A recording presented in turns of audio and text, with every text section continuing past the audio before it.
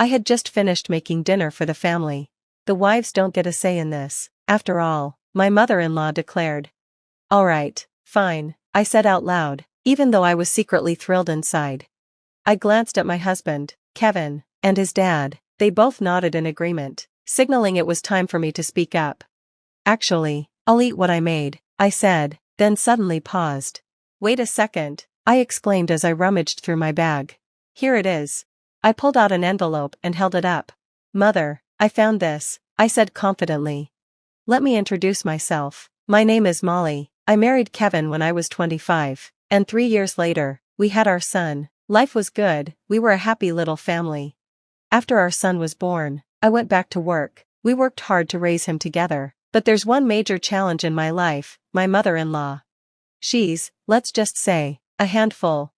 Kevin, my husband, is cautious around her, but things were really tough when we first got married. Kevin is the middle of 3 siblings and the only one married. His brother and sister are still enjoying their single lives. My mother-in-law loves being the center of attention. She even calls herself the Madonna of the family. This is an all-male household, she often says, and you know how hard that can be. I'm the Madonna here. She's serious about it too. When I came into the picture as the first daughter-in-law, things got tense. Kevin's dad and siblings were kind and welcoming, but my mother-in-law? She saw me as competition. I can't believe Kevin is getting married, she once exclaimed. He used to say he'd marry me. I stared at her in disbelief. What are you even talking about? It's true, she insisted. Then she turned to Kevin, saying, just because you're married now, doesn't mean you should stop eating at our house. Don't forget the taste of family meals. Kevin, thankfully, stood his ground. There's no need for that, Mom. Molly is a great cook, and we'll handle things ourselves. We both work, so we'll share responsibilities at home. She gasped. You mean she makes you do housework? Kevin didn't waver. Mom, don't talk like that. Molly and I decide what works best for us. I don't want to hear another word about this. Kevin has always been the kind of person who speaks up when it matters. He's been on my side 100% from the start, and I'm so grateful for that. Kevin isn't great at picking up on subtle hints or sneaky behavior, and that's exactly where my mother-in-law shines. She does things in a way that's hard to call her out on directly. Take meals, for example. Whenever we visit Kevin's parents, she insists on cooking. I've offered to help in the kitchen many times, but she always shuts me down. No, you don't need to do anything, she says. At first, it might seem normal, but since I'm never allowed to help, I have no idea what goes into the food she serves me. One time, she gave me soup full of tiny fish bones. I didn't notice until I swallowed. It felt like needles stabbing my throat. Another time, there was bitter garlic mixed into a dish. It was so awful I couldn't eat it. Molly, are you okay? Kevin asked, noticing my discomfort. I think I have a stomachache, I admitted, trying to keep calm. Kevin's dad looked worried. Are you all right? But my mother-in-law jumped in with a sharp comment. Oh, so you don't like my cooking, huh? She's not feeling well. Mom, stop it, Kevin said, standing up for me. Maybe she's just pretending to be sick, she muttered under her breath. Don't say that, Kevin snapped. Don't treat her like that when she's not well. Fine. Everyone's always on her side, she huffed. Things came to a head one evening when I made dinner for the whole family. I wasn't feeling great, but I still prepared a meal. What's wrong? Kevin asked, sensing something was off. Don't worry, I'll eat it, I said quietly. But Kevin wasn't having it. No, something's wrong. Why are you acting like this? It's nothing, I mumbled. Suddenly, Kevin shouted, enough. He grabbed the plate of meat and potatoes that I had been served and took a bite. What the hell? My mother-in-law gasped, startled. Kevin spat the food out immediately. What is this? Vinegar? It tastes completely off. I lowered my voice, barely able to speak. This isn't the first time. Kevin froze. What do you mean? Once, I was served soup with fish bones, I admitted, my voice shaking. Kevin's face darkened. Mom, what's going on? Her tone turned defensive. I didn't do anything. You're overreacting. Then why does this taste like this? Dad, try it, Kevin said, pushing the plate toward his father. Before his dad could even take a bite, my mother-in-law snatched the plate away. If it's so bad, then no one has to eat it. Kevin wasn't letting it go. That's not the point. Mom, Why is Molly's food always like this when we visit? She threw up her hands. I have no idea what you're talking about. Kevin slammed his hand on the table. Enough, I can't believe this. You never let Molly in the kitchen, and now you're acting this way? After seeing you grab the plate like that. I think you've been doing something. I think so too, I added. That's it. I'm done. I'm never cooking another meal again, I declared. In the end, my mother-in-law never admitted to her actions or apologized. Kevin, however, saw this as the perfect excuse to stop visiting his family altogether. That day ended peacefully, but soon after, I stumbled upon something that left me completely speechless. One day, I was out of town for a business trip. On my way back to the hotel after a meeting, I saw someone familiar, my mother-in-law. But what shocked me was the man walking next to her. He was in his 20s, and they were holding hands. What? No way, I froze, trying to process what I was seeing. I didn't recognize the guy, so I decided to follow them. They went into a cafe and sat down by a window, but instead of sitting across from each other, they sat side by side, close enough to make it obvious something was going on. Without hesitation, I took out my phone and started filming, then I saw them lean in closer. Whoa, nope, I can't watch this, I muttered, quickly lowering my phone. After about half an hour, they left the cafe and disappeared into a nearby hotel. The next day, once I was back home and the kids were asleep, I brought it up with Kevin. Hey, I started cautiously, you wouldn't want to see your parents doing something shameful, right? Depending on his response, I was considering deleting the pictures and videos I had taken. I don't care, he said nonchalantly. Wait, really? You'd be fine seeing something shameful involving your parents? I pressed, trying to gauge his reaction. Now Kevin looked confused. Hold on, what's going on? Did something happen to them? Yeah, I admitted. It's about your mom. His face dropped. Oh my God, what did she do? Was it something she did to you? Not to me, I said, shaking my head. Then, I told him everything I had seen the day before. Seriously? Kevin said, stunned. I handed him my phone. I took videos and pictures. Here, look. He took the phone, glanced at the screen, and immediately recoiled. Oh my God, that's disgusting. I can't believe my mom is doing this. How old does she think she is? You're not shocked? I asked, surprised by his reaction. Not really, he replied with a shrug. This isn't her first time. What do you mean? She cheated on Dad years ago, back when she traveled a lot for work. My brother was still in middle school. Dad forgave her, and they worked things out, or so I thought. Oh, I murmured. Well, I doubt they'll work things out this time. I'll hire an agency to investigate. Can I use some money for that? Of course, it's worth it. Thanks, I'll let you know what they find. It took about a month to get the results. When Kevin saw the report, he was shocked all over again. Let's confront Mom with this, he said. Do we have to? I asked. Why not just give it to your dad and let him decide? No, that won't feel like justice, Kevin said firmly. Molly, after everything Mom has done to you, this is our chance to get revenge. She deserves it. Kevin, I want to do this for you. After all, you're my wife, and I love you. To be honest, I wanted to see her reaction too. After everything she'd put me through, I couldn't wait to see her squirm.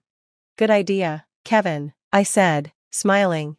Before confronting her, Kevin decided to talk to his dad privately. I'll tell him first. He deserves to know before it all blows up. Yeah, that's the right call, I agreed. We left our son with my parents for the weekend and headed to Kevin's family home. The moment we arrived, my mother-in-law greeted us with her usual snide remarks. But this time, I didn't care. I knew her reign of terror was about to end.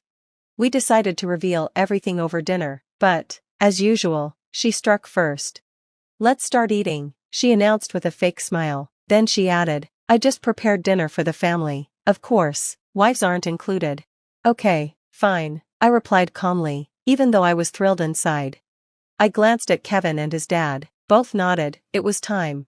It's okay, I said. I'll just eat what I brought. Then I pretended to search my bag. Wait a minute, here it is. I pulled out an envelope and handed it to her. What's this? She asked suspiciously.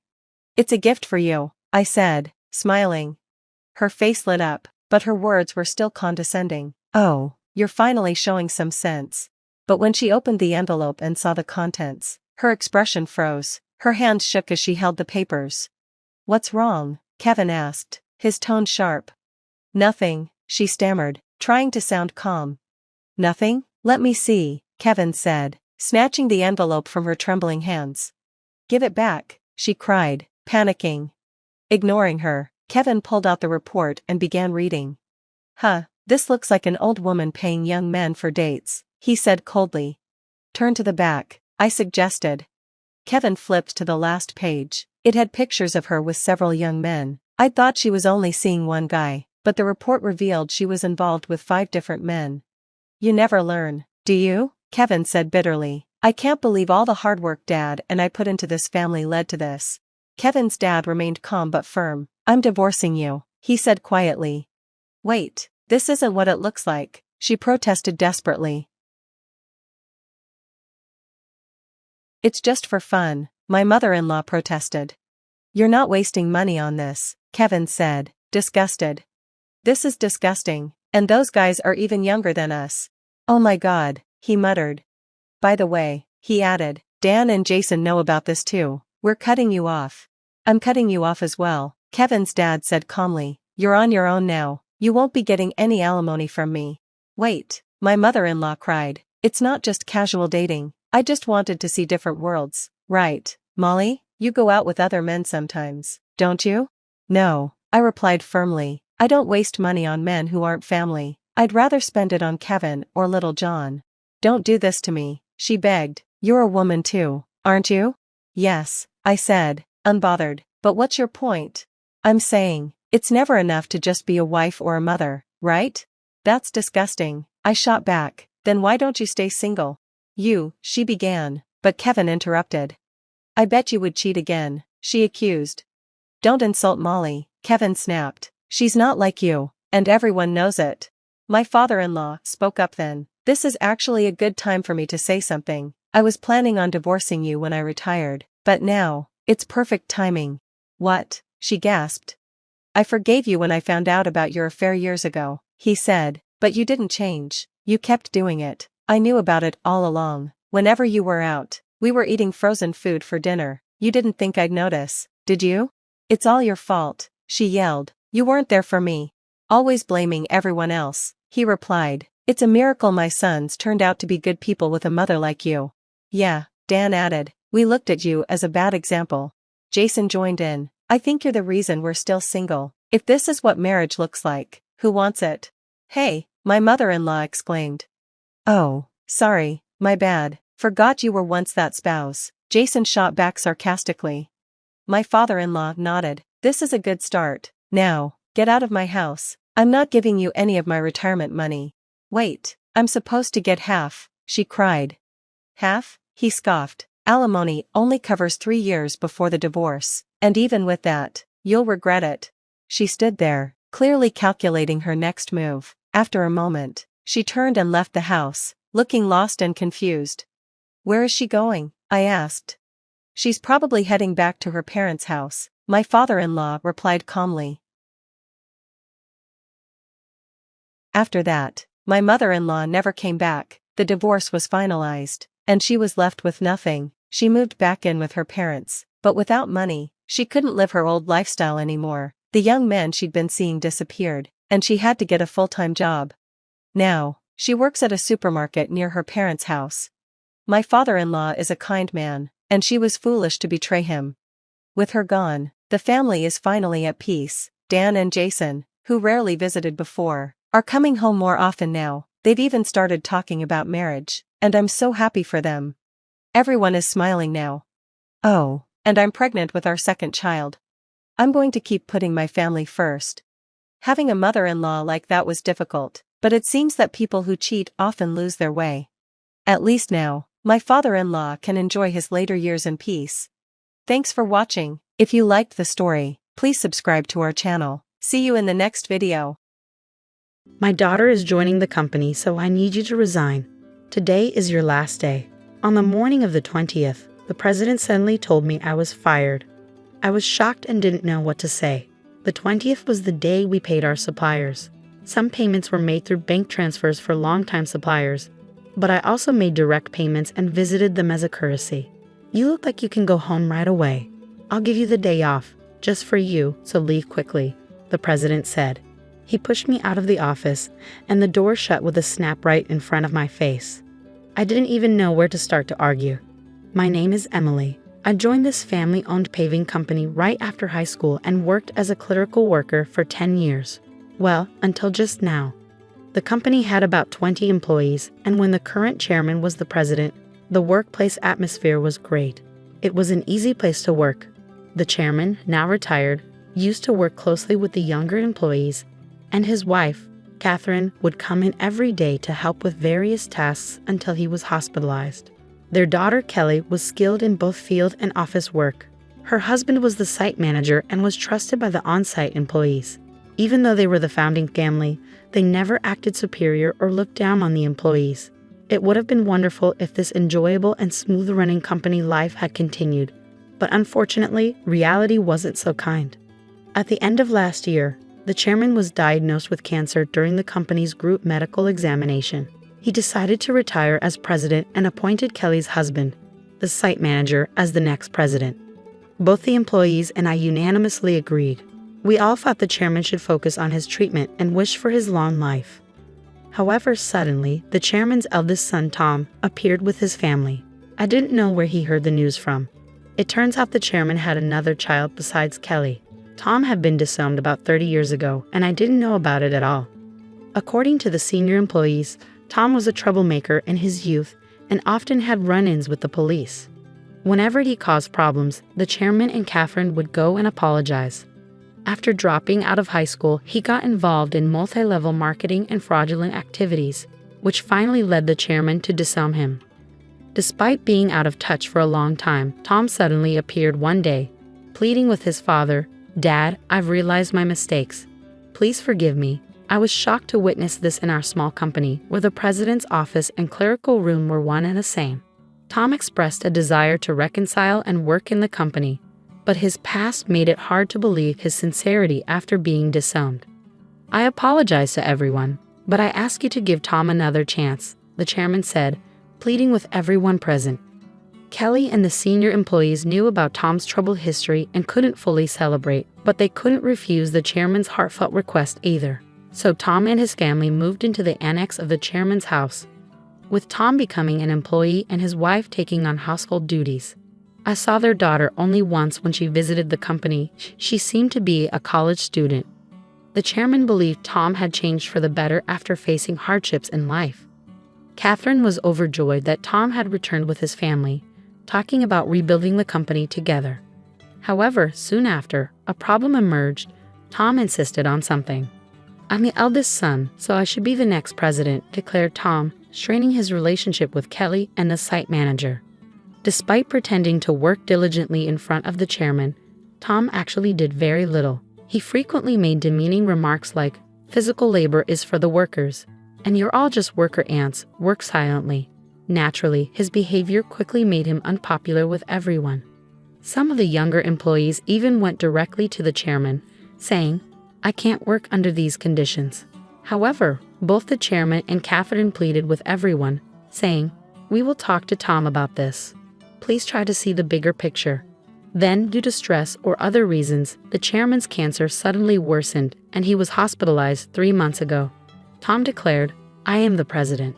Despite employees advising the chairman and Catherine to stick with their original plan of appointing the site manager as president, they ultimately chose Tom, their biological son, over their daughter's husband. This decision sparked grumbling among some employees, who felt the chairman and Catherine were biased by parental love or losing their sharpness with age. The once harmonious company atmosphere turned tense and uncomfortable. As tensions grew, Kelly and the site manager began working behind the scenes to manage the company. This left me alone handling all administrative tasks, whereas before Catherine, Kelly, and I shared the workload. Now, I regularly work overtime, sometimes leaving so late that the date changes before I head home. Meanwhile, Tom seems to view administrative duties as effortless, spending his days at hostess bars, betting on horses, or gambling. My relationship with the president took a serious downturn over an expense issue. He had been using the company's credit card for personal dining and entertainment expenses, and I had been overlooking it to some extent. However, this time, the expense crossed a line. With apprehension, I handed the receipt back to him. "I can't approve this expense," I told him. "What? Why not?" he demanded. "This is for your wife's corrective underwear. It's not related to business, so it can't be expensed." As expected, the president's face flushed with anger. "Don't challenge me. She's the president's wife. It's natural for her to dress well. This is a valid expense." "No, that's not how it works. Your wife's underwear can't be considered a business expense," I stammered, struggling to comprehend how the president could justify a $4,000 expense for his wife's corrective underwear. His next suggestion left me even more bewildered. "Then let's turn selling corrective underwear into our new business venture. We'll categorize it as inventory so it counts as an expense." The president seemed pleased with his idea, but I was at a loss for words. "We're a paving company," I managed to say. "So what? We can threaten clients that if they don't buy from us, we'll cancel their contracts. Everyone will buy. It's easy money, $2,000 for one, $4,000 for a set." The president chuckled loudly, but I felt horrified. "That's absolutely unacceptable. It will damage our credibility," I snapped at him in anger. From that moment on, I became the target of the president's disdain. Day after day, I endured constant berating from him. The situation became so difficult that I considered quitting many times. However, I continued to endure and work, driven by my loyalty to the chairman who had always supported me and my concern for the team who would struggle if I left. The truth was, I couldn't afford to lose my job suddenly either. I decided to tough it out until the right moment to move on. But then, unexpectedly, I was fired. If I quit abruptly now, it will cause problems for our clients, I thought to myself. Taking a deep breath, I gathered my courage and confronted the president. "I can't do this. I can't just leave without proper notice and handover. Even your daughter wouldn't be able to handle the workload.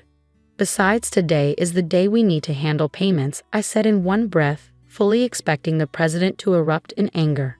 As expected, the president's face turned red with anger. "Shut up. I told you to resign because my daughter is joining the company. Today is your last day. As for the payment, let them wait until they come to collect it. There's no need to pay them up front." "Excuse me, isn't it normal to pay for something once you buy it?" I was shocked and explained it patiently, as if talking to a child. But the president responded with something so unreasonable that I couldn't believe he was being rational. "If that's the case, just threaten to switch suppliers. Tell them we won't make the payment this time, so they should give it to us for free." "What? That's not something we can do, is it?" I was so stunned that I couldn't find the right words to respond. "You're completely useless. My daughter has a college degree. She can handle office work easily. As family, she won't question my expenses like you do. You're all talk and no action. We don't need someone like you in our company. Leave now," the president sneered. It seemed clear he intended for his daughter to handle accounting so he could justify personal expenses as business expenses. "Oh, is that so? Just remember, I won't regret this," I replied. Words were futile at this point. My patience had worn thin. I quickly gathered my belongings and left the company, feeling sorry for our clients. I called Kelly, despite knowing Catherine and Kelly were busy with the chairman. This was urgent. I explained everything and trusted the rest to Kelly. Once I left the company, I suddenly found myself with nothing to do.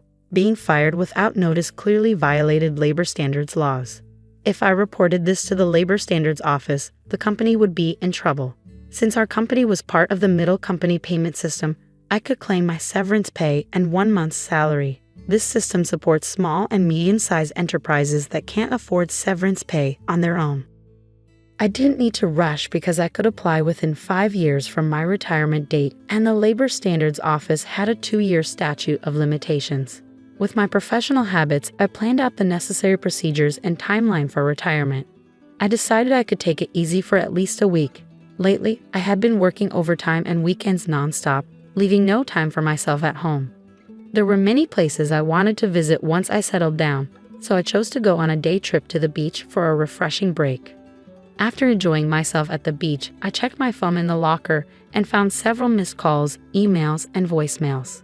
Among them, Kelly's email caught my attention. It said, "The payment process went smoothly. Everything is in order." I felt relieved. Despite the abruptness of my dismissal by the president, I couldn't shake the guilt of leaving my job in anger. Next, I listened to the voicemail from the company. It was the panicked voice of the president saying, "Hey, what's going on? They're saying I'm not the real president. Did you know about this? Explain yourself." After chuckling at his realization, I continued to check my emails and voicemails. Among them was a message from the chairman, so I promptly headed to the hospital. Arriving at the hospital room that evening, I found Catherine and the president already there. As soon as the chairman saw me, he greeted me from his bed. "Emily, I'm truly sorry for my foolish son." "Hey, what's going on?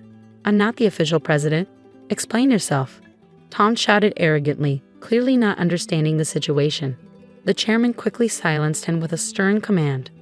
"Quiet down." It turned out that right after I had called Kelly, she promptly informed the chairman and Catherine. Upon receiving the news, the chairman immediately contacted Tom, who was acting as president, and asked, "Do you really not know anything? So what's the truth?" I calmly explained to the president, who was still shouting in confusion. "Essentially, Tom, you didn't have any legal authority. Your role as president was just a title. It might seem confusing, but in business terms, president is a position within the company and doesn't hold legal standing like a representative director does. The representative director is the one legally responsible for the company's actions externally. It's a different and more formal role that requires specific legal procedures to change." I continued, "While the title of president can be changed informally within the company, altering the representative director involves complex legal processes. That's why your position didn't carry the legal weight you assumed it did." 3 months ago, when Tom was appointed president, there was strong opposition from Kelly, the site manager, and veteran employees. That's when I proposed a strategy. Tom would be a figurehead president while the chairman remained the legally responsible representative director. As someone familiar with company procedures and laws, I knew the complexities involved. Under my plan, if Tom showed genuine dedication and won over all employees, then we would initiate the legal process to formalize his presidency. However, if Tom failed to prove himself fit for the role, the backup plan was to either remove him or even consider closing the company, while Kelly and the site manager prepared to launch a new venture. Kelly doubted Tom's ability to change. The chairman and Catherine continued to believe in Tom until he unfairly dismissed me, which seemed to awaken them to his shortcomings. "If you want to be a leader, learn and take care of your employees. I've told you this many times," the chairman emphasized. Tom retorted, "It's not a big deal, right? Can't we just handle the procedures now?" "No, it's not possible," the chairman explained. "Our company offers stocks to employees who want them, and many of them own shares. Emily owns 10%, making her a major shareholder. We can't disregard her views, and other shareholders won't support you either." As the president began to understand the gravity of the situation, his face paled. "What? I don't have any shares." "None. I plan to pass on my shares to you once you prove yourself as president. I'm deeply disappointed in you. Were you only interested in my wealth, thinking I didn't have much time left?" The chairman slumped in despair, and Catherine remained silent, visibly upset. Defiantly, the president responded, "Well, I'm the eldest son. What's wrong with taking what's rightfully mine? The company belongs to me. I can't forgive you anymore. The chairman bears full responsibility as the representative director of this company. Moreover, I'm a shareholder. I have the right to call for a shareholders' meeting and propose your removal," I asserted firmly. The president's face drained of color as he grasped the implication of removal. "You mean I could be fired? Dan, you were just a clerk." "Tom, Emily is right. At this point, no one will support you. Emily was the only one who spoke up to give you a chance," Catherine interjected. Then Catherine turned to me. "Emily, I owe you a sincere apology. I regret causing you trouble because of my love for my son. Please tell me what you'd like to do." I confronted the president directly. "Mr. President,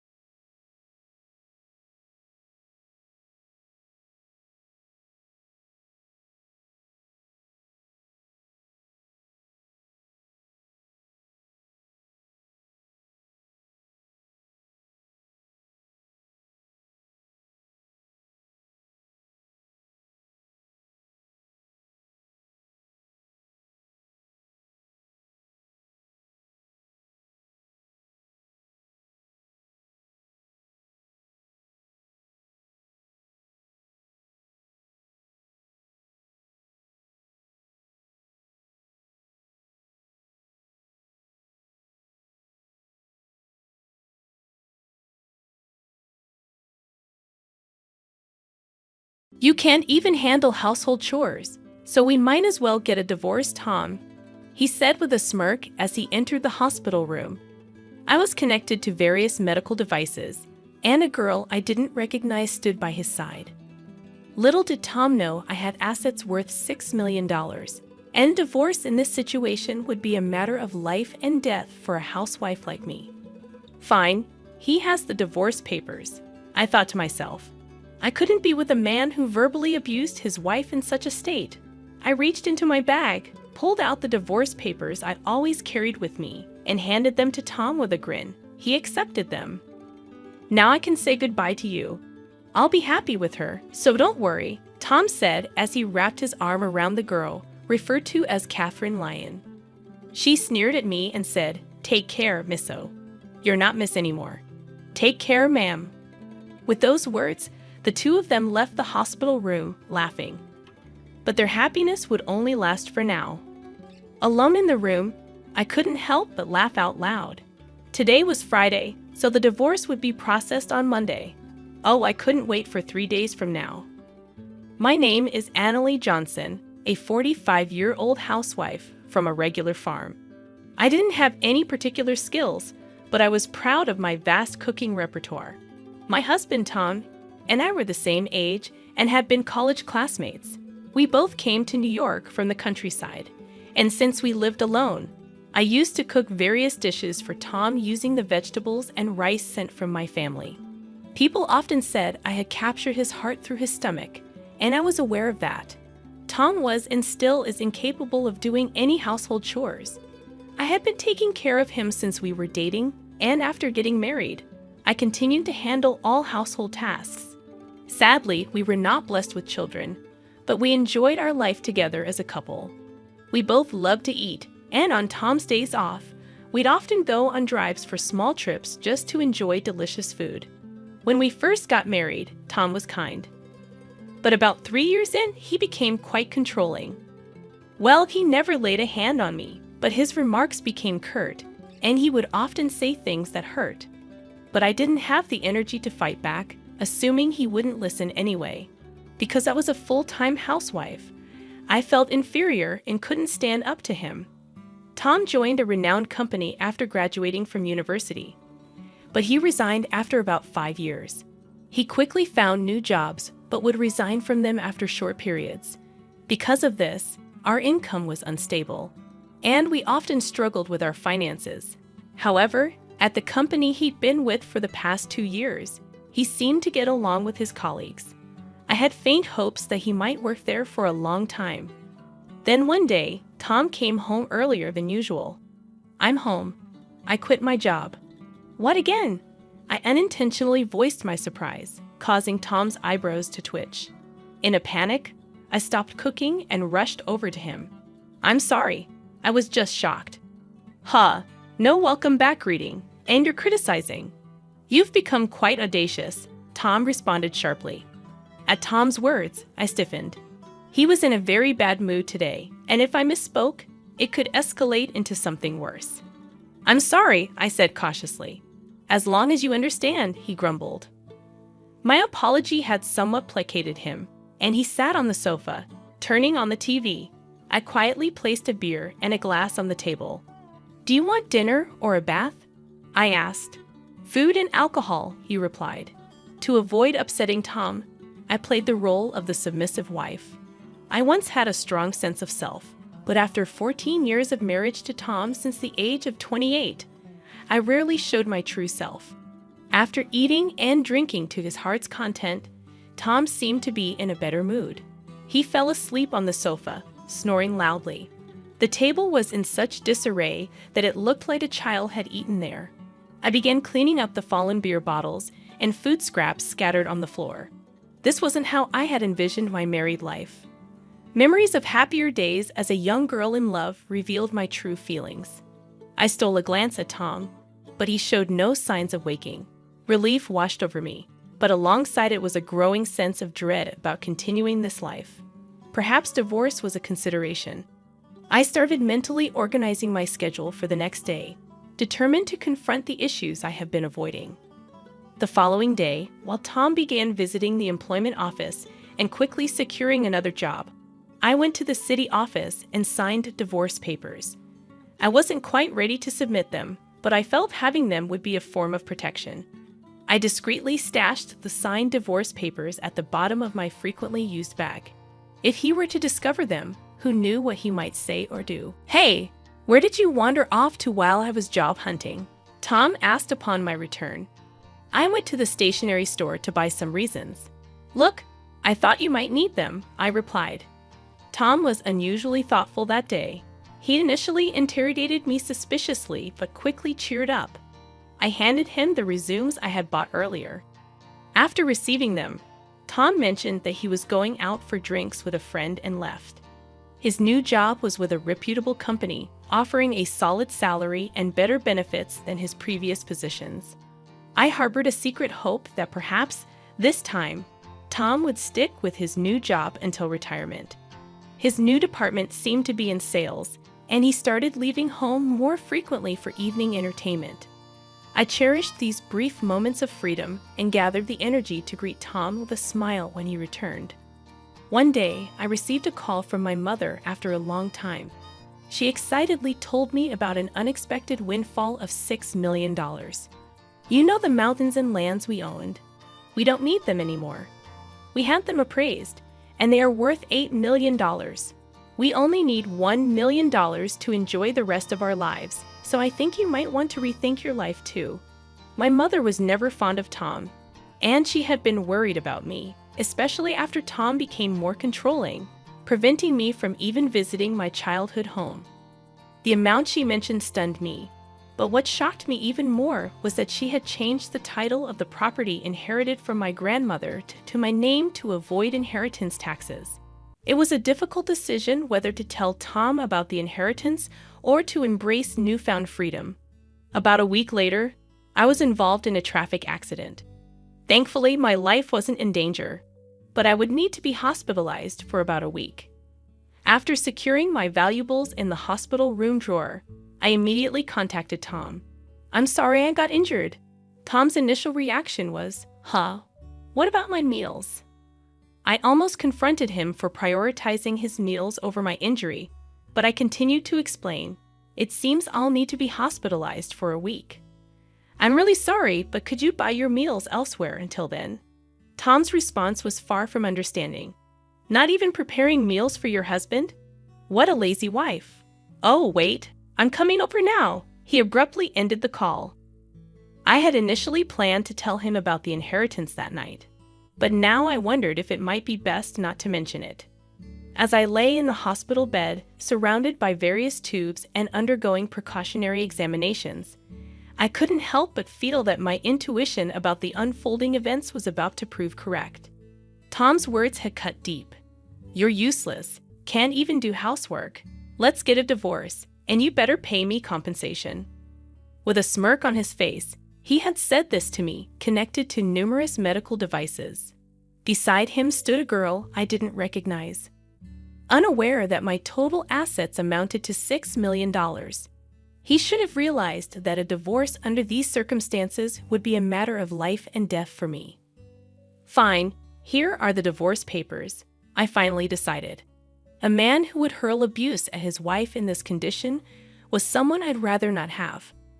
I handed over the divorce papers I had kept as a sort of charm, and Tom accepted them with a smug smile on his face. "With this, I can finally say goodbye to you. I'm going to be happy with her," he declared, wrapping his arm around the girl he referred to as Catherine. Catherine, the girl with Tom, leaned against him and made fun of me. "Take care, madam." "Oh, you're not a madam anymore." "Take care, old lady," she said. They left the room laughing, but their happiness wouldn't last long. In my hospital room, I burst out laughing. It was Friday, and the divorce papers would be processed on Monday. I couldn't wait for those 3 days. As expected, the weekend passed without any contact from Tom. It was quite peaceful, but I felt restless. I wasn't used to doing nothing. Every time I became restless, the nurses told me to stay calm. On Monday evening, I received a series of calls from Tom. At first, I ignored them, but after about 30 minutes of nonstop ringing, I decided to answer. I told him to stop being so persistent. Tom shouted at me as soon as I picked up, and I couldn't help but laugh, which seemed to make him even angrier. Tom was furious about the divorce papers not being accepted. I chuckled and told him that I had previously filed a notice of non-acceptance. I reminded him of how he used to casually mention getting divorced whenever we had a fight.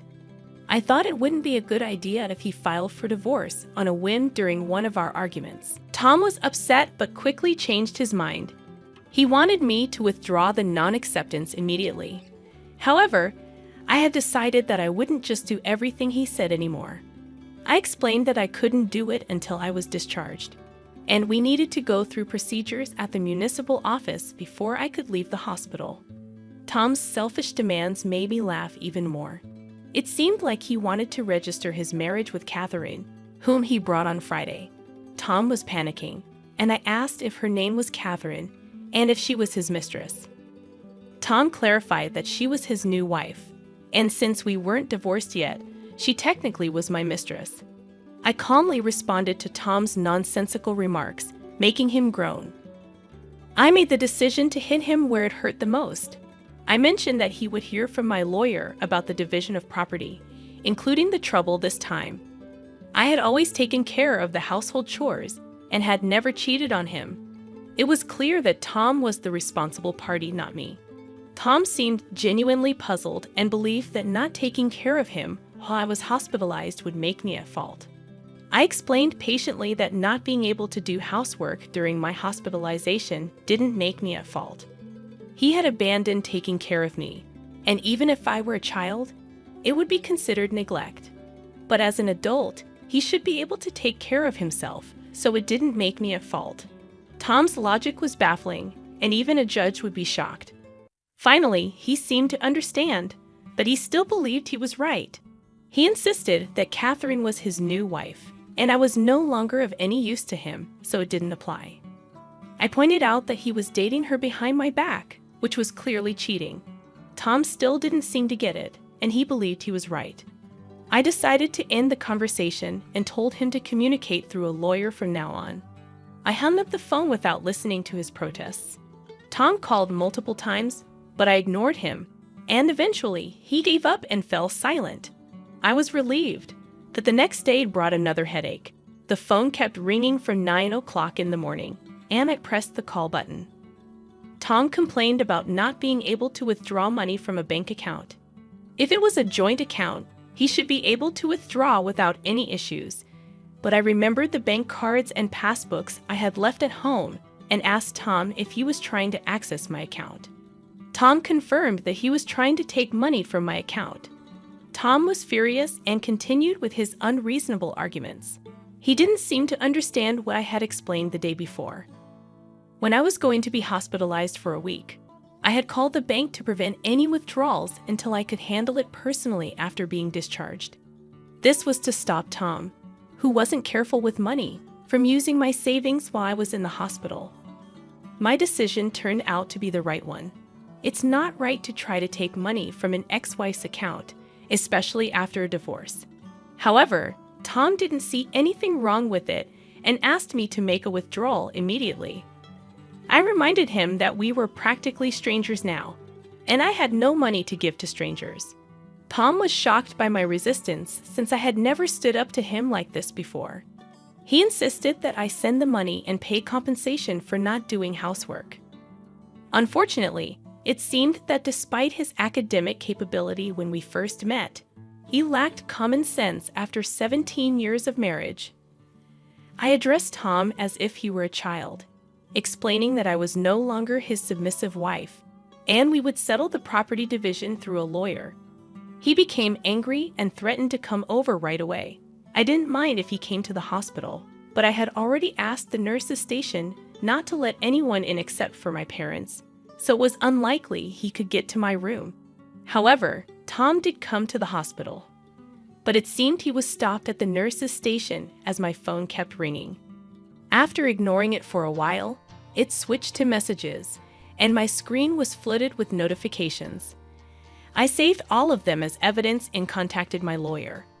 After a while, it seemed that the lawyer had gotten in touch with Tom as the messages stopped coming in. Just when I thought it was over, there was a new development. I was informed about a visitor named Karen, whom I had known for a long time and shared my interests. She had responded to my posts about dining experiences on a social media platform. We used to go out for meals together before I got married. She expressed concern about my injury and shared her suspicions that Catherine, the young girl with Tom, was having an affair with my husband. I was shocked and asked her how she knew it. It turned out that Catherine was Karen's niece. She had told her sister, Karen's mother, about getting married to a 45-year-old man. And when Karen saw a photo, it was of my husband. I couldn't believe the twist of fate. Karen had already informed her sister about the trouble her niece had caused me. Karen was thinking of demanding compensation from Catherine and assured me that our friendship would continue. She didn't want to lose a precious friend over the situation. She had scheduled a meeting with them to sort things out. I was grateful for her support and friendship, which had lasted for over 20 years. The next day, after leaving the hospital, I went to a private restaurant room with my lawyer. Tom and Catherine were already there, enjoying an expensive traditional meal. I was surprised at their audacity. Tom reminded me to bring money and pay for the meal. I decided to stand up for myself and told them to handle the payment themselves. I was there to demand a share of the assets from both of them. Ignoring Tom's rude comments, my lawyer and I took our seats and presented evidence to show that Tom was at fault. We showed legal documents explaining why Tom was responsible and documents regarding the division of property. We'd also displayed photos provided by Karen, which showed Tom and Catherine together and Catherine with an unknown man entering a hotel. This surprised Tom and Catherine, and they stopped eating. Karen arrived at the right moment and admitted to taking those photos. Catherine was confused about her aunt being there. Karen explained that she wanted to continue being friends with me, even though she demanded compensation from Catherine. She felt that Catherine's actions were despicable. Catherine mentioned being pregnant, but when Karen saw her, she didn't look pregnant at all. Tom seemed shocked by this news, and Catherine suddenly admitted that she had lied about the pregnancy and apologized. She had been looking for wealthy older men, and Tom was the one who fell for her scheme. She confessed that she had lied about being pregnant because Tom showed no signs of wanting to divorce. Tom was speechless, claiming he had no money to give. Karen mentioned that she would bring Catherine for another apology later and took her out of the restaurant. Tom tried to convince me that he had been deceived and asked if we could start over. He said I couldn't work since I had always been a housewife. I told him I could live without him and that I'd be filing the divorce papers soon. I revealed that I had around $6 million in personal net worth, so I could live comfortably without working. Tom was surprised and wanted a share of my money, but I explained that it was my personal inheritance and didn't count as marital assets. We left, and I filed for divorce, ending our nearly 20-year marriage. Catherine later transferred some money to my account, and her mother made her work to prepare the compensation. Tom was disowned by his in-laws and had to take out a loan to pay me. He lost his job due to being with Catherine at a hotel during work hours and now works multiple construction jobs to repay his debts. I used the money I received for charity and moved to the countryside with the remaining amount. I'm now enjoying a luxurious single life, continuing my relationship with Karen. We plan to stay single and even share a room, go on food tours, and take short trips together. Moving preparations will begin next week, and I'm excited to live life joyfully and true to myself from now on.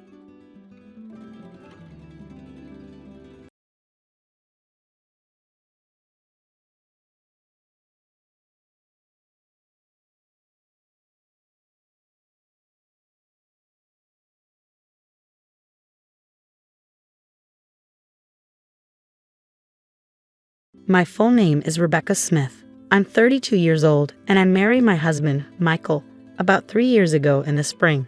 Our relationship is great, and we are also very close to his sister, Emily. We get along like sisters. This story involves a man named Daniel, who later married Emily. Michael and I have been together for over 10 years, even before we got married. So we are like parents to Emily. We always wished for her happiness and took care of her. Because of this, when Emily got a marriage proposal from her fiancé, she wanted to introduce him to us, her second parents. "I want to introduce my fiancé to you both," she told us. That moment was very special for us as a couple. We felt so happy because Emily, whom we love like a daughter, was finding her partner and working towards a happy future. It was a joyful moment for both me and Michael, and our hearts were full of happiness. Finally, the day came. Emily brought Daniel, her chosen partner, to meet us. Daniel seemed to be around my age, maybe 32. He was 5 years older than Emily, which made me realize she likes older men. I watched him quietly and was impressed by his solid appearance and calm attitude. However, I noticed Daniel kept glancing at me. Did he want to say something to me? Was there something about me that bothered him? Or was it just a coincidence? These questions popped into my mind. I quickly checked my clothes and hairstyle for any issues, but found nothing wrong. Maybe realizing it was rude to stare, Daniel quickly looked away. In the end, we couldn't understand why he was watching me so closely, but Michael and I decided not to worry about it. We went on to introduce ourselves and started chatting with Emily and Daniel, who were sitting across the table from us. "Please take good care of my younger sister," was a classic phrase exchanged, and Michael responded with a smile, "Emily, I'm trusting you to him." Saying this, he'd entrusted Emily's future happiness to Daniel. This created a warm and friendly atmosphere at the gathering, easing the initial tension of our first meeting. At one point, Michael asked Daniel a question he was curious about. "Daniel, may I ask where you work?" I was very interested in his answer and listened carefully. Daniel answered proudly, puffing out his chest. "You might have heard of it. I work at TE Company, which is growing very rapidly right now." "TE Company? Is that the famous game development company?" "Yes, that's correct. I actually started working at TE Company last year, but I didn't leave my old job because I didn't like it. TE Company approached me directly because they valued my skills highly, so it's like a promotion for me. Don't worry, I didn't start as a regular employee." Hearing this surprising story, both Michael and I were amazed. I couldn't help but widen my eyes, and our gazes met. Seeing our shocked reactions, Daniel seemed satisfied that he had made an impression, and he spoke with even more pride. "That's why I want you to trust me completely with Emily. I'm climbing the career ladder quickly at TE Company, and I'm confident that I'm progressing faster than most. Even though I started at a regular level, my salary will increase rapidly, and I'll move up in the company quickly, so please don't worry." When I heard what Daniel said, I was so surprised that I couldn't speak. TE Company is super famous, and I know a lot about it. Michael probably knows about it too. But since he doesn't work there, he might not know all the details. I think both Emily and Michael know that TE Company is really well known in the industry, but it seemed like neither of them expected Emily's fiancé, Daniel, to move up the ranks so quickly after joining. I didn't expect it either. Some parts of Daniel's story made me feel a bit uneasy, but I decided to believe him since he talked about being recruited by TE Company and climbing the career ladder really fast. As we talked about other things, I was curious to know how they met and got together. They said they met through a friend they both knew. Daniel was looking for someone special but didn't want to go to matchmaking events, so he met Emily through a friend he trusted. Emily wasn't actively looking for a boyfriend, but she decided to meet Daniel when her friend suggested it. I really like how Daniel always makes me smile. His clumsiness is kind of cute too, Emily shared. Hearing them talk about their feelings was like hearing something really sweet. Even though we weren't eating anything sugary, their closeness and love for each other were really clear. But there was something that bothered me. As they were leaving our house, Daniel and Emily were talking about bringing rice and gifts. While they were busy with that, Daniel came up to me a bit separately and asked suddenly, "Hey, do you maybe not remember me?" His question caught me off guard, and I couldn't help but tilt my head in confusion. "Do you really not remember me?" he asked again, sounding doubtful. His face was handsome, but I couldn't recall any close friend named Daniel.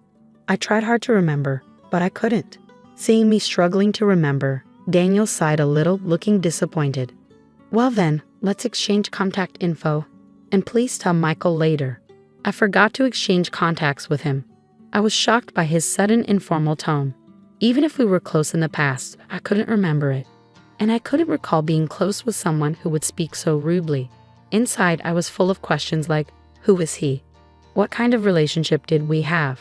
But since Emily was there, I didn't think it was the right time to ask or say anything, so I stayed quiet. After we exchanged contact info, I decided to text him to clear up my doubts.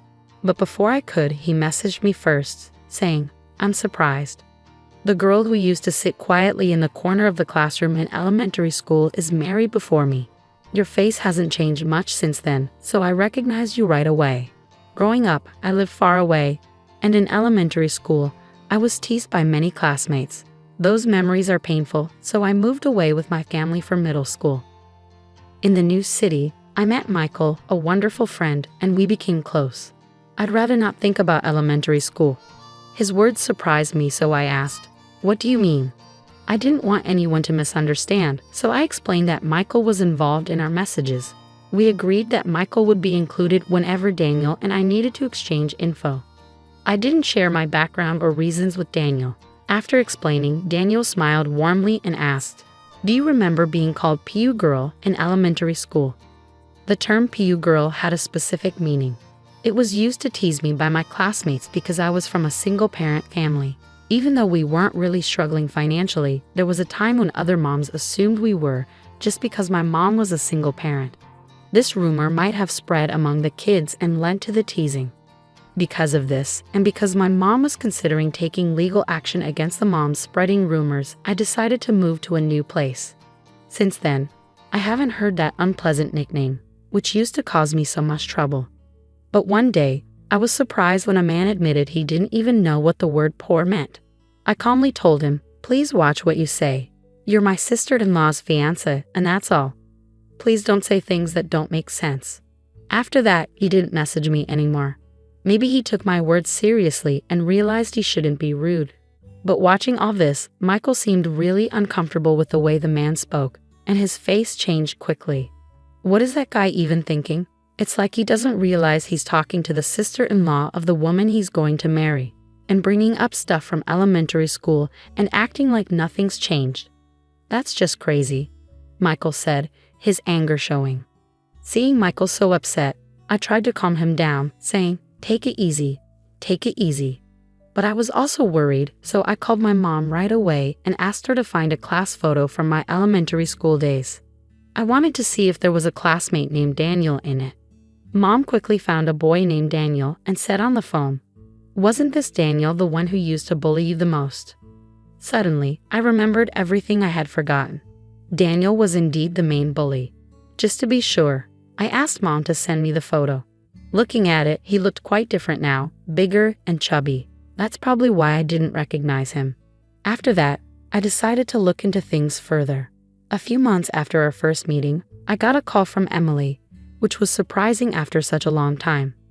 "Rebecca, we haven't got your RSVP for the wedding invitation yet. Are you and your husband planning to come?" "What wedding invitation? We were really looking forward to it, but we never got it," I told her. Emily seemed surprised and said, "I definitely sent it. Maybe something went wrong. Anyway, I'll bring it to you tomorrow," she said, sounding very sincere. The next day, Michael and I got the invitation directly from Emily, and we told her we'd be there. At that point, we had no idea what would happen at the wedding or how it would affect us. No one could have guessed what was coming next. On the day of the wedding, Emily looked stunning in her pure white dress, like an angel. I congratulated her with tears in my eyes, hoping for her happiness and ours too. But Daniel, the groom, quickly soured the mood. He pointed at me, surprising all of us. "Why are you here? I didn't invite you," he said, looking very displeased. It seemed like Daniel went out of his way to make sure Michael and I didn't get an invitation. This woman grew up with just her mom. When things got tough, she ran away. Maybe she had some money problems, and now she's with a rich guy thinking life will be easy. "She's living in a dream," he said. Despite not knowing anything about my past, Daniel falsely accused me. Michael, sitting next to me, clenched his fist in anger. But I told him to calm down. Daniel kept making false accusations against me. "I have an important job at a well-known company. Are you planning to use your connection as my sister-in-law to get money from me if I marry Emily?" he asked firmly. His friends were shocked and started getting excited. They must have the same narrow view as Daniel. I went to a staff member and asked for the microphone. Daniel looked like he expected me to say something emotional and illogical, but I stayed calm and said, "It's ridiculous that you, who can't even remember the face of your own company's president, call yourself an elite. Think carefully. If you want to cut ties with me, I'll be in the president's office tomorrow. We'll go through HR procedures." After handing back the microphone, I confidently returned to my seat with a calm demeanor. Michael stood up and walked towards the exit. Soon after, Emily followed him. Seeing this, Daniel called out to her, "Wait, why are you leaving too? I'm just trying to end things with her. If that's the case, there shouldn't be any problems, right?" Not fully grasping the situation, Daniel spoke to Emily, who gave him a cold look. "You really don't know Rebecca, do you? She's the CEO of Tea Company. I respect and deeply admire her. I can't forgive you for insulting her. I'm ending this engagement right now. You've ruined such an important day. Be prepared." Shocked by Emily's firm words, Daniel was taken aback. Emily talked to the venue staff and removed her wedding dress. She told the guests that the banquet was over, and the wedding would now be a simple meal gathering. She made it clear that this wouldn't happen again and firmly blamed Daniel for the breakup. The next day, as I had promised, I calmly waited for him in the president's office. Two big, muscular employees stood beside me, ready to act if he tried anything during our talk. When he came in, he seemed confident at first, but that soon changed. He sat down and looked tense. His behavior, coming in without permission and not even greeting, was rude. It was clear he didn't understand the basic rules of the company. "No way. I can't believe you're really the president. This is unbelievable," he said. "If you did a little research, you'd find the president's info on our website. Didn't you check before coming?" I asked. "Well, there were some things." He trailed off. It seemed he hadn't taken my words seriously or bothered to find out the truth. Maybe he thought I was joking or lying in front of all those guests. I told him, "I'm considering terminating your contract." "What? You can't make such a quick decision over a small misunderstanding. I'll talk to the Labor Standards Inspection Office." He tried to persuade me carefully, but I calmly put a copy of his resume in front of him. "You lied about your education here, didn't you? And you claim to have skills you don't actually have, like Excel and video editing. Is that true?" "Well, about that," he started. "Falsifying information and providing false reports are valid reasons for us to terminate an employment contract," I told him directly. He looked surprised at my statement. In fact, I had a strange feeling about him since our first meeting. Afterward, I checked everything thoroughly. Normally, our company doesn't use headhunting methods. Even if we do, I personally meet and interview recommended candidates. But I don't remember having a deep conversation with Daniel. He joined through our regular hiring process and started as a regular employee. He claimed to be aiming for promotion and said he was skilled with certain software, but he actually wasn't. That's why he never got promoted. His self-assessment was very high, and I found that suspicious, so I looked into his attitude. He was lazy at work and seemed content just to be part of the company. I tried to help him improve, but he didn't change. Now that he's broken off his engagement with Emily, there's nothing special between us.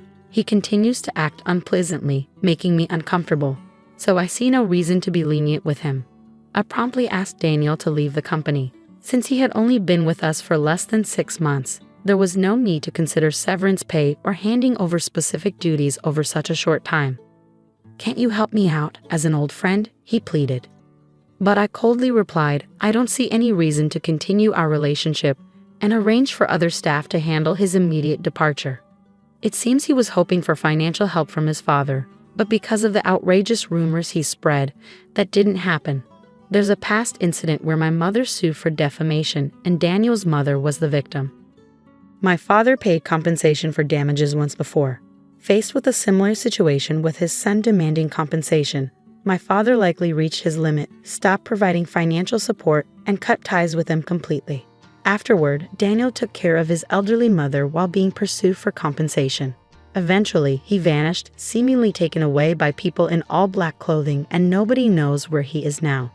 Someone might eventually come forward with information about his whereabouts, but I have no plans to actively search for him. Initially, Emily was deeply hurt when she learned about her fiancé's background.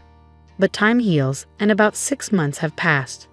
She's starting to see it positively, saying it's probably best we didn't get married. Lately, her smile has returned. and she's even looking for a new partner. Seeing her happier again, Michael and I are truly relieved. They're even talking about having children now.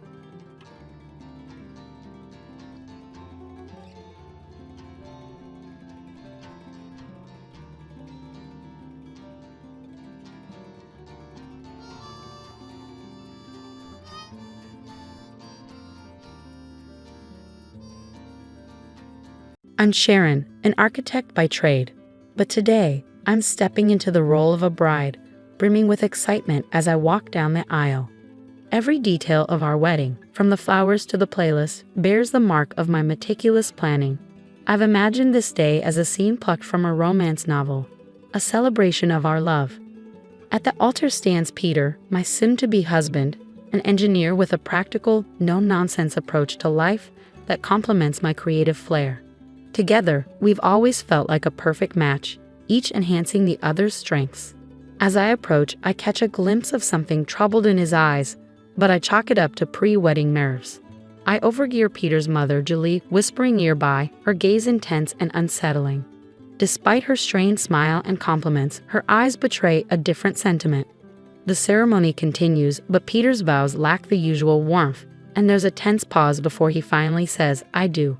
During the ring exchange, Julie insists on capturing the moment with a photo, her words tinged with an air of caution rather than celebration.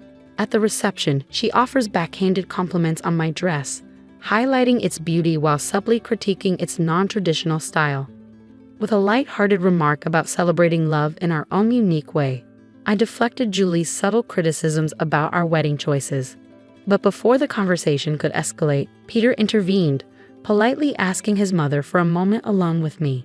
His interruption seemed like a defense of our decisions, yet his tone hinted at a resignation rather than genuine support. It felt oddly out of place on what should have been a day of pure joy. Scanning the crowd for reassurance, I hoped to find solace in the chaos of the wedding festivities. Yet, deep down, I sensed that something fundamental was wrong. The tension in the air was undeniable, and the red flags waved too boldly to ignore any longer. As Peter and I glided onto the dance floor for our first dance, the distance between us felt more than physical. Though our movements were synchronized emotionally, we were worlds apart. The song, meant to celebrate our unity, now felt like a cruel irony. When the music faded, Peter's attempt at reassurance only served to emphasize the growing chasm between us. "So, Mrs. Sharon, ready for forever?" he asked, the irony of his question hanging heavy in the air. I wanted to voice my doubts, to question whether our tomorrows would be overshadowed by the unease of today. But instead, I masked my concerns with a hesitant affirmation, clinging to the hope that the darkness looming over us would eventually dissipate, and that our rocky start was not indicative of what lay ahead. Unbeknownst to me, this day would merely serve as the overture to a challenging period that would test not only the resilience of our marriage but the very core of my identity. As we toasted to our union, the celebratory words felt hollow, overshadowed by an unsettling sense of loss. The journey back to my home, a charming 3-bedroom house that stood as a symbol of my hard-earned independence, marked the beginning of our shared life. This space was meant to be our sanctuary, the solid ground upon which we would build our future together. However, it quickly became the stage for a series of conflicts that felt more like invasions than the start of marital bliss. Julie, residing just a short distance away, began to visit with alarming frequency, often uninvited. Her criticisms were relentless, targeting everything from my culinary endeavors to the decor of our home. Whether lamenting the flavor of my dishes or the choice of bathroom tiles, her complaints were diverse but equally cutting. Peter's attempts to mediate were feeble at best, appearing more for show than genuine protection. Julie's intrusions became a regular ordeal, each visit an opportunity for her to assert dominance through thinly veiled insults and critiques.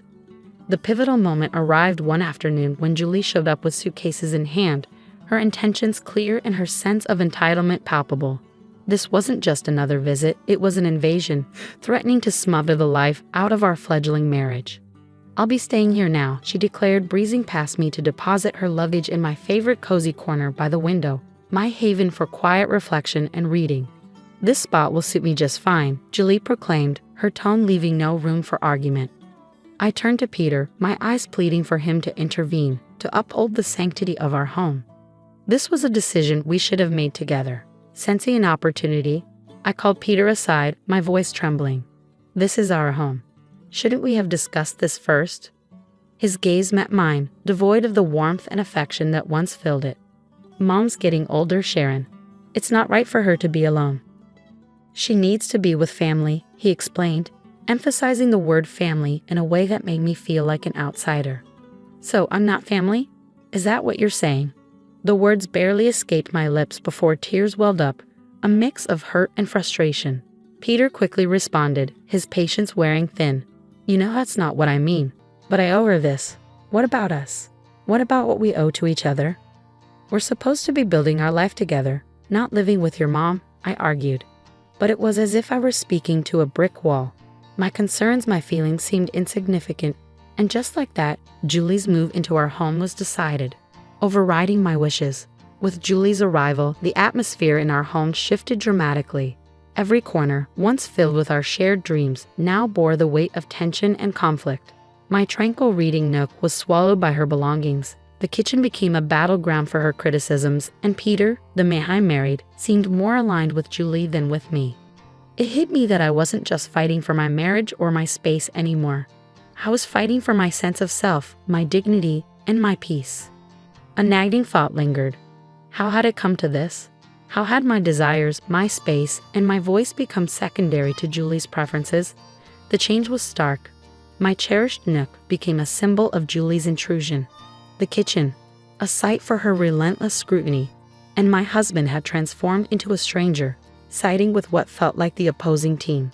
And this was only the beginning. Life, already challenging, spiraled into an unbearable nightmare as the oppressive atmosphere in our home mirrored the shrinking of my own space and voice. Adding to the mounting pressure, a discovery brought everything into sharp focus. The unmistakable presence of 2 blue lines on our pregnancy tests, signaling a new life amidst the turmoil. This revelation intensified the situation, rendering the already dense atmosphere almost suffocating. Clutching the pregnancy test, my hands shook with a mix of anticipation and dread as I grappled with the realization that the stakes were now even higher. I had always imagined that discovering I was pregnant would be among the happiest moments of my life, filled with excitement and celebration. Yet, standing alone in the bathroom, tears welling in my eyes as I faced my reflection, I found this milestone felt more like a weighty burden. When I shared the news with Peter, his reaction fell disappointingly flat. Well, that's something, he muttered, swiftly steering the conversation toward a renovation idea his mother had proposed. It became evident that Julie saw my pregnancy not merely as news, but as her new project. She took it upon herself to oversee every aspect, from my diet to the birthing plan, all under the guise of being helpful. Julie's interference quickly morphed into a form of control. She scrutinized every morsel I ate, casting judgmental glances at even the simplest meals and questioning my weight management, despite my assurances that my diet was doctor-approved. Doctors these days have no clue, she scoffed dismissively, convinced that her outdated wisdom trumped modern medical advice. As the pregnancy progressed, Julie's demands became increasingly outrageous. She asserted control over my home, expecting me to maintain it to her exacting standards, regardless of my condition. Sharon, why isn't the living room clean yet? She would demand from her perch in my once tranquil reading nook, now usurped as her headquarters for endless phone scrolling and TV watching. My pleas for rest fell on deaf ears, with Julie dismissing pregnancy as no excuse for laziness. Peter's silence during these exchanges only exacerbated the tension. His lack of support became glaringly apparent, particularly during a dinner that devolved into an argument over baby names. Julie's harsh critique of my chosen name was the final straw. Enough, Julie. This is my child, and I will decide how to name them, I countered, my patience worn thin. Her response was one of indignation, as if my assertion of control over my own life was a personal affront. Peter's attempts at mediation, siding with his mother and dismissing me as emotional, widened the rift between us. I was left feeling more isolated than ever, trapped in a home that had become a battlefield where my voice seemed to matter less and less. It was no longer just about choosing a baby name. It was about reclaiming my autonomy, my dignity, and the sense of belonging that had been systematically eroded by Julie's overbearing presence. Staring at the reflection of my once gleaming wedding ring, I scarcely recognized the woman gazing back at me, a woman who was slowly losing everything she cherished: her sanctuary, her self-respect, and most agonizingly, her resolve to stand up for herself. In the midst of one of our tense confrontations, Julie, brimming with a vindictive sense of triumph, delivered a crushing blow that changed everything. She icily suggested that maybe I didn't belong in their family if I couldn't handle a simple family disagreement. Peter's response, or lack thereof, was perhaps the most agonizing part. His silence spoke volumes, conveying that my suffering wasn't just beginning. It had been my reality for far too long. Days blurred together as I navigated through a house that no longer felt like mine, holding onto the only beacon of hope left, the life growing inside me. Yet even this small solace felt threatened in the toxic environment I found myself in. The breaking point arrived on a chilly evening during yet another agonizing family dinner. Despite my efforts to prepare a flawless meal, Julie's criticisms were relentless, attacking everything from the seasoning to the preparation. Her words felt like physical blows, each comment chipping away at my already fragile confidence. But it was her next jab that pierced the deepest, questioning my ability as a mother based on my supposed failure to manage household chores. Peter's acquiescence was the final straw, pushing me past my breaking point. Fueled by a potent mixture of anger, pent-up resentment, and sheer desperation, I found my voice. Step it up? I've been carrying our child, managing our home, and enduring endless criticism from your mother, and you're telling me to step it up. The shock on their faces spoke volumes, but I was beyond caring. For too long, I had allowed myself to be diminished and demeaned, but in that moment, I reclaimed my voice. I'm done. I can't do this anymore. The clarity of my decision cut through years of suppression like a beacon of light. It was a declaration of my refusal to endure any more disrespect or emotional torment. I was prepared to fight for myself, for my child, and for a future liberated from the shadows that had clouded my life. As I spoke, my voice trembled with emotion, yet I remained resolute in my stance. I refused to raise my child in an environment where their mother was constantly undermined. If this is your idea of family, then count me out, I declared, my words ringing with finality as I rose from the dinner table, leaving behind their stunned silence. Gathering only the essentials, I made my way to the door, my hands shaking as I reached for the handle, eager to escape the oppressive atmosphere. Julie, ever the provocateur, seized the moment to deliver her most cutting remark yet. And where do you think you're going?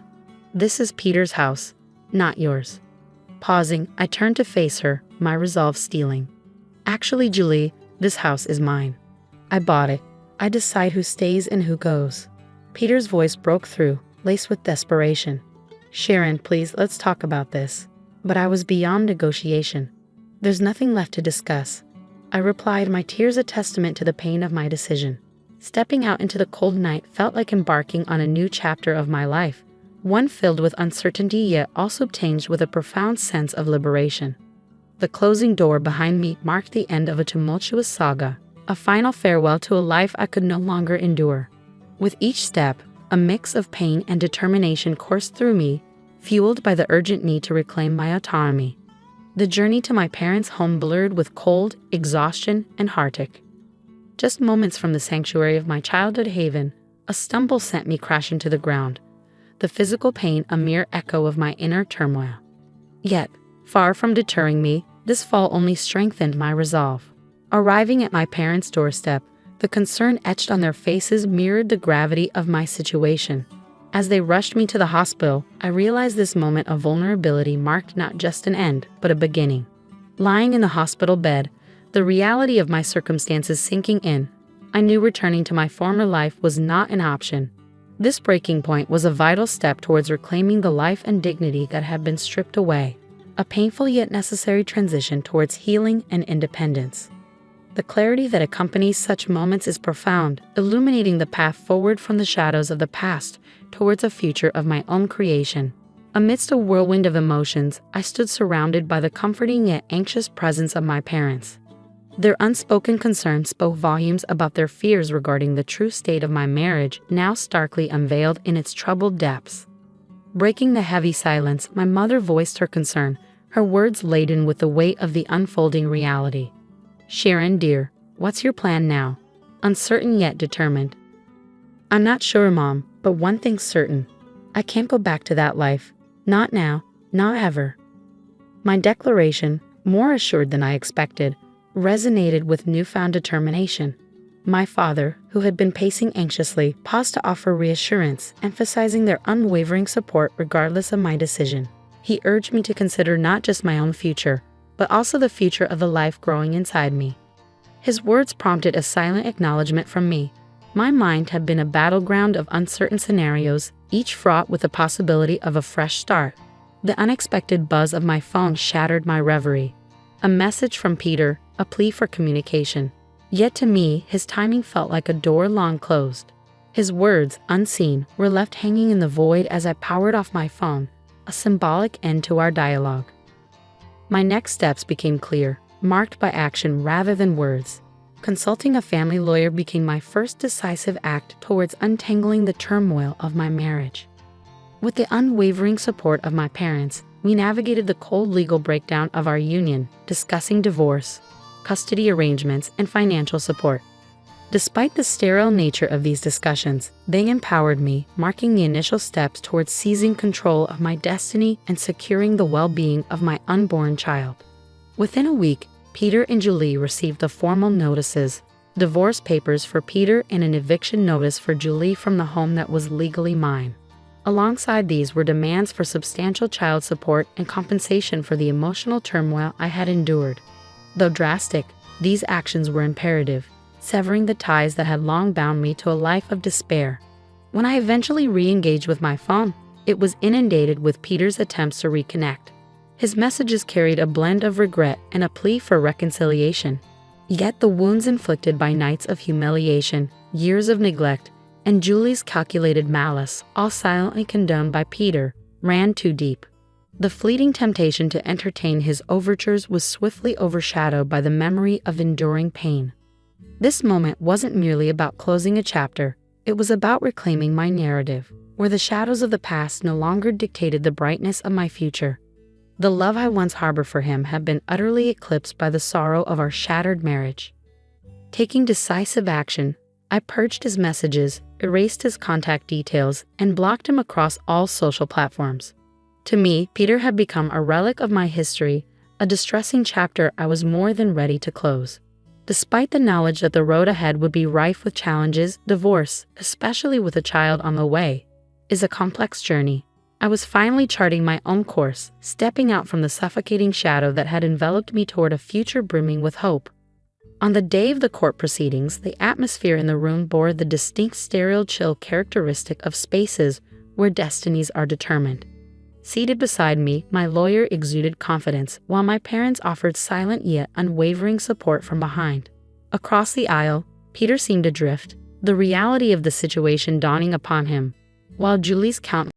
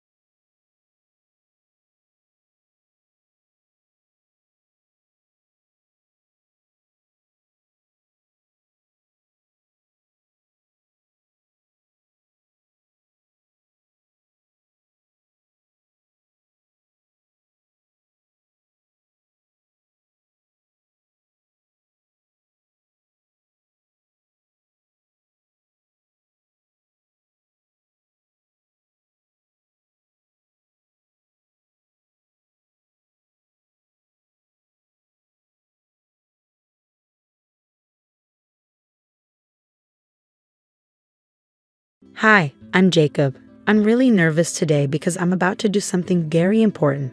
I'm going to Sarah's house to ask her to marry me. Sarah and I were classmates when we were younger, and we started dating again after meeting at a school reunion 6 months ago. We're both older now, in our 30s, and we've been talking about our future a lot. Sarah has been talking about getting married, and although it made me a bit nervous, I also thought it might be a good idea. So we decided to get married. I feel bad that I didn't propose to Sarah in a proper way. We decided to get married quickly without much planning. Just a few days ago, we finally decided that I would ask her formally at her house. I haven't met Sarah's parents since we started dating, but I remember seeing her dad once when we were in middle school, probably at a parent-teacher meeting or a school event. He seemed serious and focused on education, which impressed me. My own dad passed away when I was young, and he was more laid back. So seeing Sarah's dad being so involved stuck with me. He seemed like a serious person. I'm worried about what Sarah's dad will think when he learns we decided to get married so quickly and without a proper proposal. He might think our relationship of only 6 months is too short. The more I think about it, the more nervous I get. I had a hard time sleeping last night, and this morning I struggled to eat breakfast. My mom noticed and looked concerned. I told her I was going to introduce her to my girlfriend soon, but I didn't mention it's Sarah yet. I want to surprise her. My parents were also classmates in middle school, so I think she'll be happy to hear that my future wife is also a classmate. After my dad passed away, my family faced financial struggles, and I had to start working right after finishing middle school. My mom really helped me stay on track during that tough time. She's always positive, never speaks badly about others, and keeps a hopeful attitude, which has rubbed off on me. She doesn't ask much about my love life, probably because she knows I'm busy, but I want to reassure her. That's why I need today's meeting to go well. I'm feeling really nervous, like I might get a stomach ulcer. But seeing how anxious I am, my mom gave me a reassuring pat on the back and said, "You've got this, son." She's right. I can't afford to be weak now. I need to gather my courage. With that in mind, I made my way to Sarah's house. When I got there, Sarah greeted me at the door and welcomed me inside. "Come on in, my parents are waiting," Sarah said, which made me feel really nervous. When I stepped into the living room, Sarah's parents were sitting on the couch, smiling at me. "We're glad you're here. We've been waiting," they said warmly, and suddenly I felt a wave of relief wash over me. It wasn't as intimidating as I had feared. They seemed friendly and welcoming, and I started to think this meeting might turn out okay. After introducing myself, Sarah's mom brought out some tea. "Thank you," I said gratefully. "I didn't know you went to middle school with Sarah," I exclaimed, surprised. "Were you ever in the same class as her?" she inquired. I explained that we hadn't shared a class, but Sarah had approached me at the school reunion. "Oh, I understand. But I should remember you if you were a top student, even from a different class," she pondered, resting her hand on her cheek, looking puzzled. Before I could respond, Sarah interjected with a laugh. "Jacob wasn't exactly a star student, was he? Always pretty average, right?" I wish Sarah hadn't been so blunt, but it was too late. I glanced at Sarah's mom and saw her looking at me with an unreadable expression. Sarah's comment changed the mood in the room. What was once a pleasant atmosphere turned heavy and silent. After an awkward pause, Sarah's dad spoke up. "Which college did you attend?" "I never went to college. In fact, I didn't even finish high school. I had started working right after middle school." I was planning to be honest about my past when suddenly, a cup of tea flew towards me before I could finish my sentence. At the same time, there was a shout. "Don't lie to me. Sarah told me you were a CEO, but you're just a dropout who's been working since middle school. How can I trust someone like you to run a company? You're just riding on the startup trend and you'll fail soon, mark my words." Sarah's dad glared at me, shocked. He grabbed my collar and demanded, "What's your real motive? Are you trying to take advantage of me because I'm an executive at a big company?" I tried desperately to explain, but he wouldn't listen. "I can't trust someone who didn't finish high school. You don't belong here. Get out," he yelled, pushing me away and throwing a teacup at me. I couldn't even clear up the misunderstanding or calm him down. He kicked me and I fell to the ground. Sarah and her mom just watched, not intervening. Then everything went black. He flipped the dining table and I tried to dodge, but it hit my foot. The pain was intense and I couldn't help but groan. "Stop overreacting. It can't hurt that much. Sarah's dad scoffed. Even Sarah joined in, saying, "You're so weak for a man. This is pathetic." I knew I had to get out of there. Despite the pain in my foot, I managed to leave Sarah's house. When I got home, my mom, who had been eagerly waiting for me, rushed out to greet me. Seeing her, I felt so relieved that I passed out. "Jacob, thank goodness you're awake." My mom's worried face greeted me as I opened my eyes, tears welling up in her eyes. As I came to, memories of what happened at Sarah's house flooded back. I was supposed to make her happy, but instead, I ended up causing her worry and sadness. "I'm sorry, Mom. I don't think I can introduce you to my girlfriend after all," I confessed. "Don't worry about it, Jacob. I'm just glad you're awake," my mom reassured me. "I was really surprised when you collapsed in front of me. You slept for a full day due to the shock. According to the doctor, it seems like you broke a bone in your toe. You'll be discharged from a hospital soon, but it'll take about a month to heal. They also found bruises all over your body." Prompted by my mom's encouragement, I began to recount what had happened that day. As soon as I mentioned Sarah's last name, I noticed a change in my mom's expression. "Johnson, you don't mean..." Her face turned pale. It dawned on me that when I was in junior high, Sarah's dad had criticized my mom, saying that having a single parent's child around was a bad influence on his daughter. My dad wasn't around during my junior high years, and my mom, who was working hard every day, could only attend school events once in those 3 years. She was hurt deeply by what Sarah's dad said to her on that occasion. She never spoke about it or showed any signs of being affected by it. But now, seeing my mom's frustrated expression, saying, "I can't believe the person who said such a thing hurt my son," my anger surged. It wasn't just about him looking down on me for only finishing junior high, but he had also hurt my mom in the past. At that moment, I resolved to confront them, father and daughter. The next day, I made my way to Sarah's house again. I had let her know beforehand, but Sarah didn't seem to feel guilty about what happened. Instead, she blamed me for the lack of communication during the day I was unconscious. That's just how she was. It made me feel pathetic to think that the person I planned to marry could act like that. But at the same time, I realized it was a good thing to find out before getting married. When I arrived at Sarah's house, both her parents were waiting outside. "Daring to come back here? Don't you dare set foot in this house again." Sarah's dad was already being aggressive. He didn't even acknowledge that I was on crutches with a cast on my left foot. "I have no intention of coming back inside. I've decided to file a complaint, so I came to inform you today," I declared. My words seemed to catch them off guard, and they exchanged looks before bursting into laughter. "Wait, you're serious about filing a complaint? You weren't seriously hurt. It's ridiculous to sue your fiancé's dad," Sarah argued. I informed her that the engagement was off. I thought they might be surprised or upset when I mentioned the complaint and the breakup, but they didn't seem to care. "Don't give up just because the meeting didn't go well. If you apologize, Jacob, I'll ask my dad to give you another chance," Sarah said arrogantly. "Why should I apologize?" I felt my anger rising, and I said firmly, "I have nothing to apologize for. I'm serious about both ending the engagement and filing the complaint." Then Sarah, trying to play the tragic hero, said, "My father could easily squash something like a police report. He could even make this broken engagement disappear if it happened now." I couldn't believe her audacity. How dare she act so superior? Then even Sarah's dad joined in, saying, "Sarah, we're better off without a man like this. Go ahead, file a police report if you want. I doubt you have enough evidence for it to mean anything anyway," he sneered, laughing mockingly. Like father, like daughter. That phrase suddenly felt very fitting. "Are you sure about that?" I decided to disrupt their laughter. "You have no proof that I did anything, so the police can't do anything.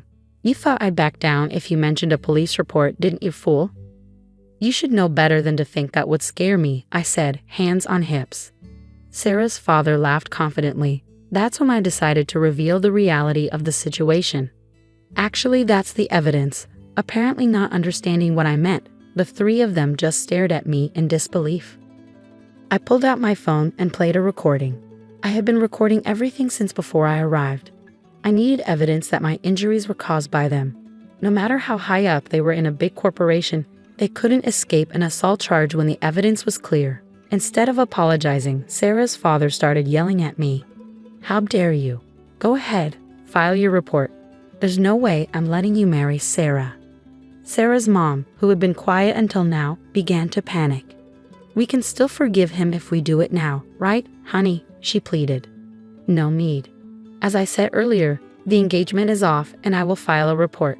I don't want to marry someone who doesn't care when their fiancé is injured and who joins their parents in making fun of me, I declared.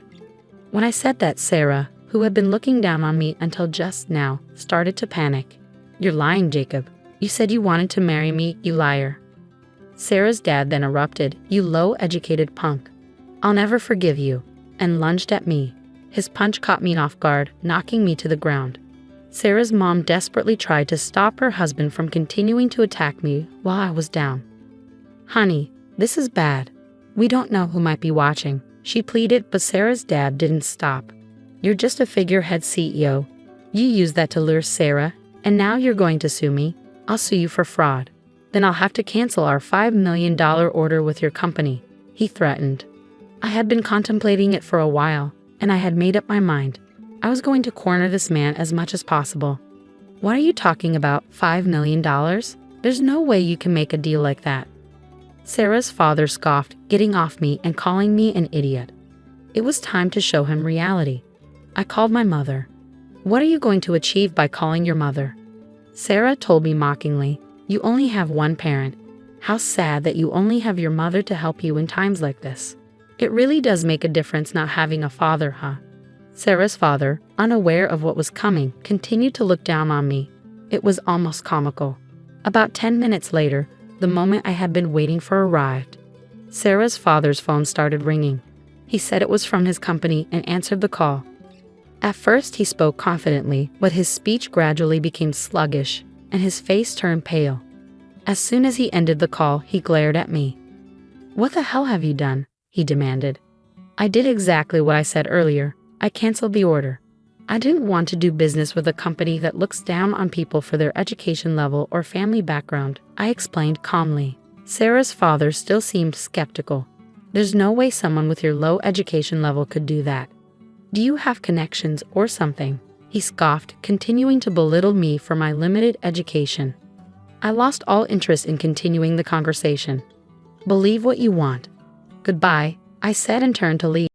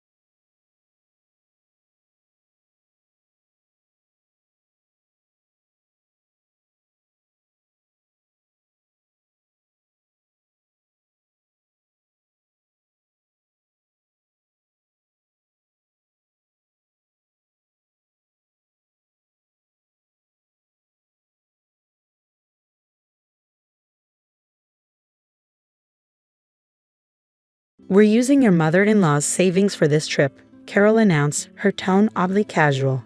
"It'll eventually become Tyler's inheritance anyway, so it's fine, right?" she added, as if to justify their actions. My brother and his wife had rushed over immediately after my mother passed away, not to offer condolences, but to seize her bank book and withdraw her savings before I could even submit her death certificate to the government office. "You used Mom's money, huh?" I managed to ask, trying to suppress my anger. Carol's response was shockingly nonchalant.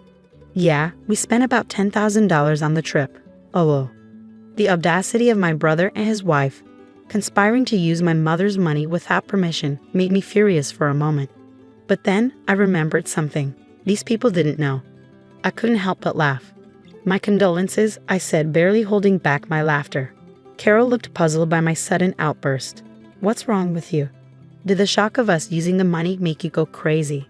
Of course, I wasn't going crazy. I just couldn't help but laugh when I imagined the surprised faces of my brother and his wife when they found out the truth and faced their miserable fate. Their carefree days were probably numbered. I and Samantha, a very ordinary office worker raised by kind parents. My parents were always good-natured, constantly thinking about what they could do for others. Their kindness sometimes led them to being deceived or burdened with unfair responsibilities, but I admired them nonetheless.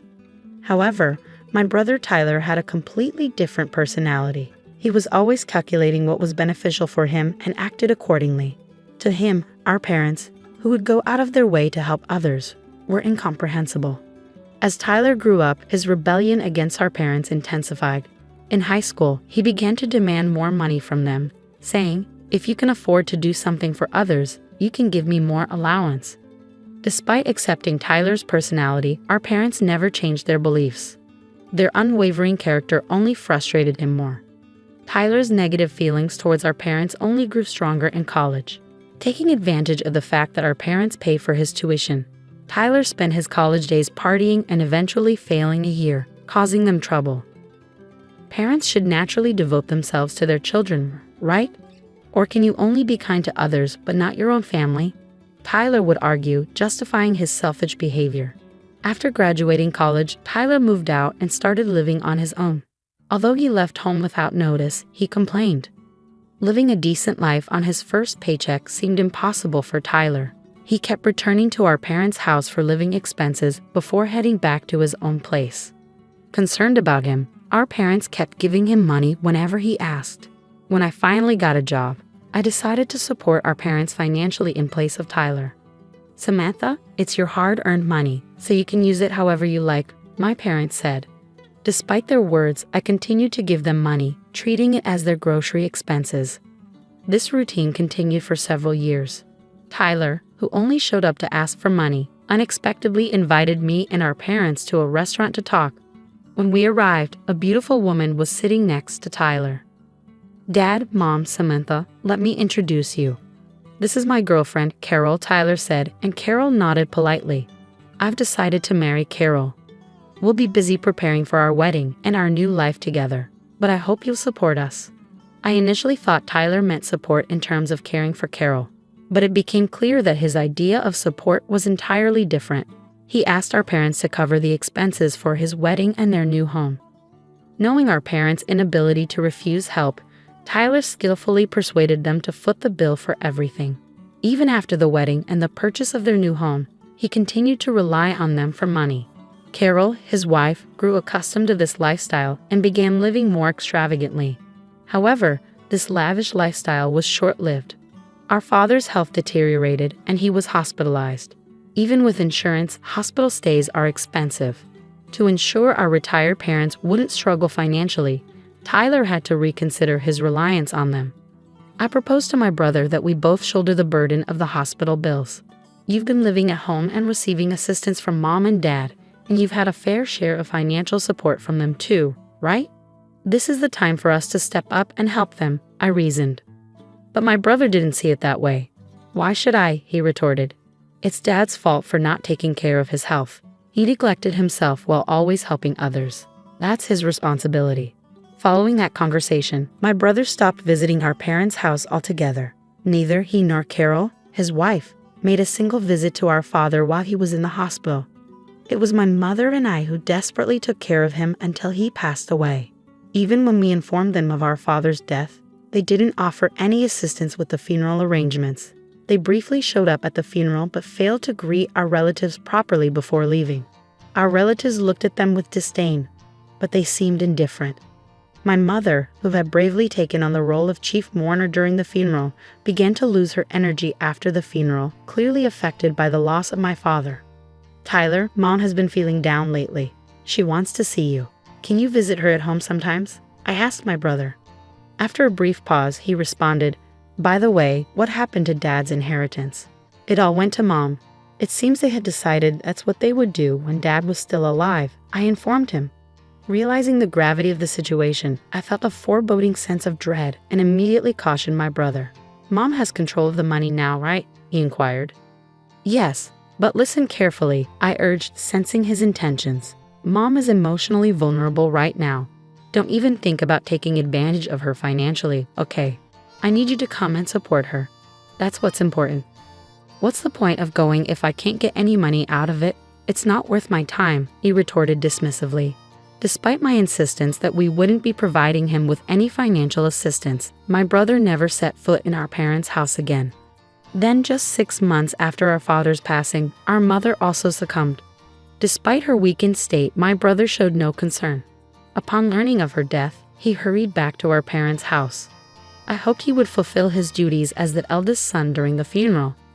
But to my dismay, he and his wife vanished as soon as it began. Frantically, I tried calling his cell phone, but it went straight to voicemail. In the end, I assumed the role of chief mourner in his absence, managing to navigate through the funeral proceedings alone. Several days later, I finally managed to get in touch with my brother. "Samantha, this is Carol," came the voice on the other end. "Where's Tyler?" I asked anxiously.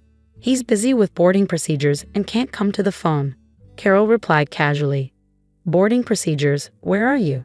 "We're at JFK Airport. We're leaving the United States in a few hours." Lol.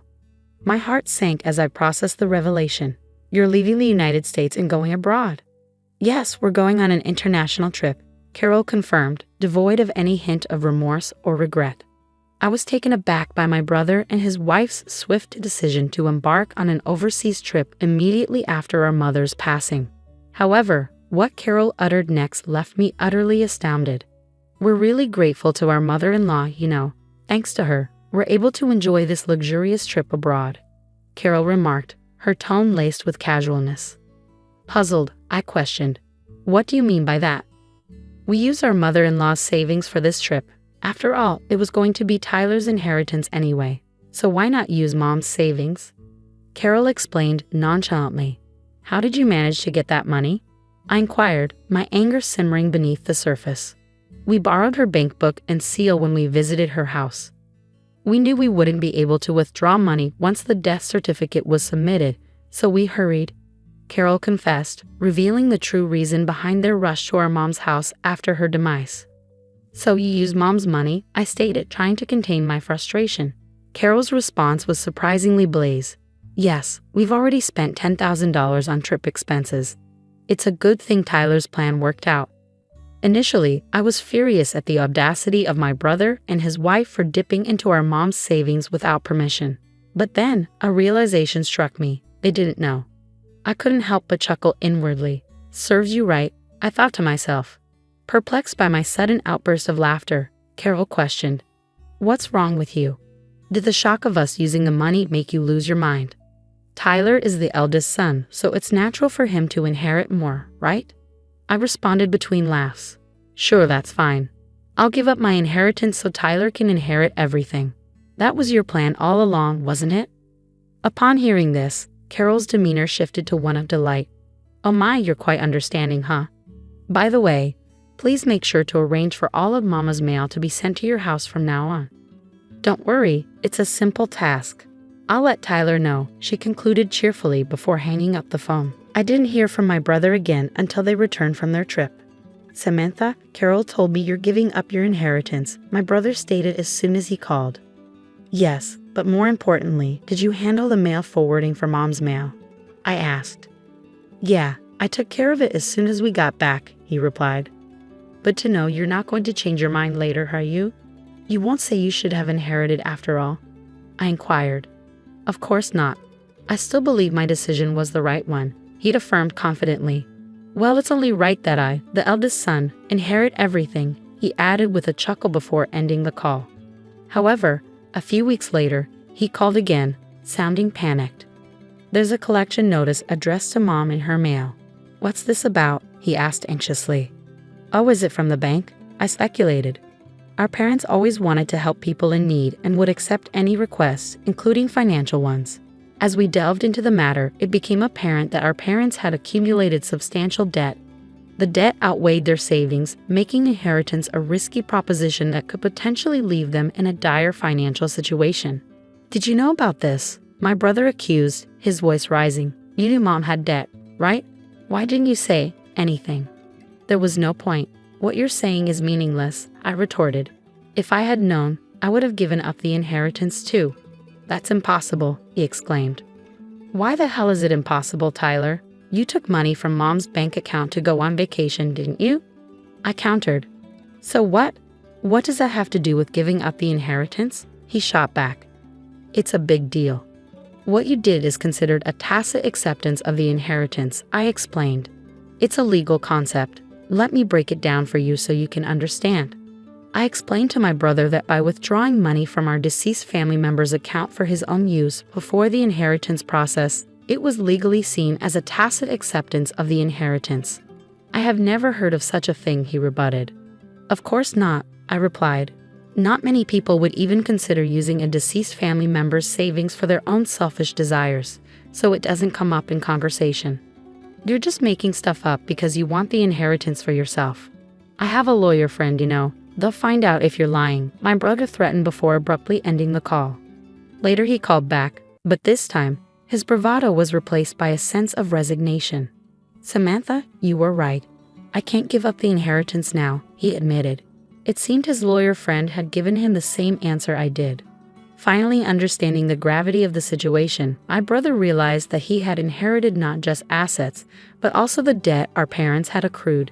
Despite his protests, it became clear that he was partially responsible for the financial mess, having frequently begged our parents for money without knowing the extent of their debt. Desperate to find a way out of his predicament, my brother attempted to persuade me. Hey, Samantha, our parents are gone, and it's just us siblings now, right? Isn't this the time to join forces? He proposed. What do you mean by join forces? I questioned, wary of his intentions. I think we should work together to pay back our parents' debt. Now's the time to show our filial piety, my brother proposed, his tone almost pleading. I sighed heavily at his selfish suggestion, which felt like too little, too late. What are you talking about? When Dad was in the hospital, I suggested we should help our parents together, but you pushed me away, I reminded him. I was busy at the time, he defended himself. Regardless of how busy you were, you didn't visit Dad in the hospital even once, and you didn't support our grieving mother afterward. I don't want to hear the words filial piety from someone like you ever again, I retorted, feeling a surge of frustration. With nothing left to say, I left my brother hanging. Have you ever done anything for someone else, Tyler? I know you took advantage of our kind parents, but there's no one who will help someone who can't do anything for others, even if they're family. But if you don't help me, Carol and I can't pay back the debt by ourselves. Are you going to abandon your brother? We're family, he pleaded desperately. When Dad was in the hospital, you abandoned him, saying it was his own fault for not managing his health. This time, using Mom's savings is your own fault. I countered, feeling the weight of disappointment settling between us. I regret that, okay? I've changed, my brother's voice pleaded through the phone. Have you? I still think you're just desperate to reduce your own debt. And even if you've changed, the person you should apologize to is no longer in this world. It's too late. I interjected firmly, cutting him off before hanging up the phone. I had no intention of helping him. After all the trouble he had caused our parents throughout the years, burdened with debt and unable to live the carefree life they once had, Tyler and Carol's relationship quickly turned sour. However, living separately would only incur more expenses. Unable to afford even the moving expenses, they had no choice but to continue their married life together, bickering all the while. At first, they tried to save money and pay off the debt little by little from their salaries, but it didn't last long. Neither Tyler nor Carol could forget their luxurious lifestyle, and they would secretly spend money behind each other's backs, causing their debt to never decrease. As a result, they blamed each other for their inability to reduce the debt further, damaging their relationship. Their marriage continued to crumble in this vicious cycle. On the other hand, I finally found the time to properly mourn our parents. I remembered how during our parents' funeral, countless attendees tearfully expressed their gratitude for the help our parents had provided them when they were in need. Realizing how many people our parents had helped made me feel even more proud of them. It was ironic that my brother, who had never shown any gratitude and had always caused trouble for our parents, ended up shouldering the debt that resulted from their acts of kindness. Even though they were drowning in debt, I still admired our parents for never giving up on helping others. With these thoughts in mind, I continued to pay my respects to our parents at the family altar every day.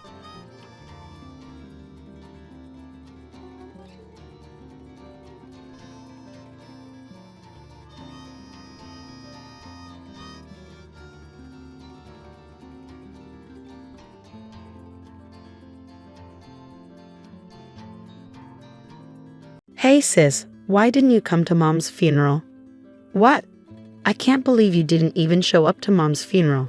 It's shocking and heartless. I never thought my own sister could do something like that. I was taken aback by my sister's sudden phone call.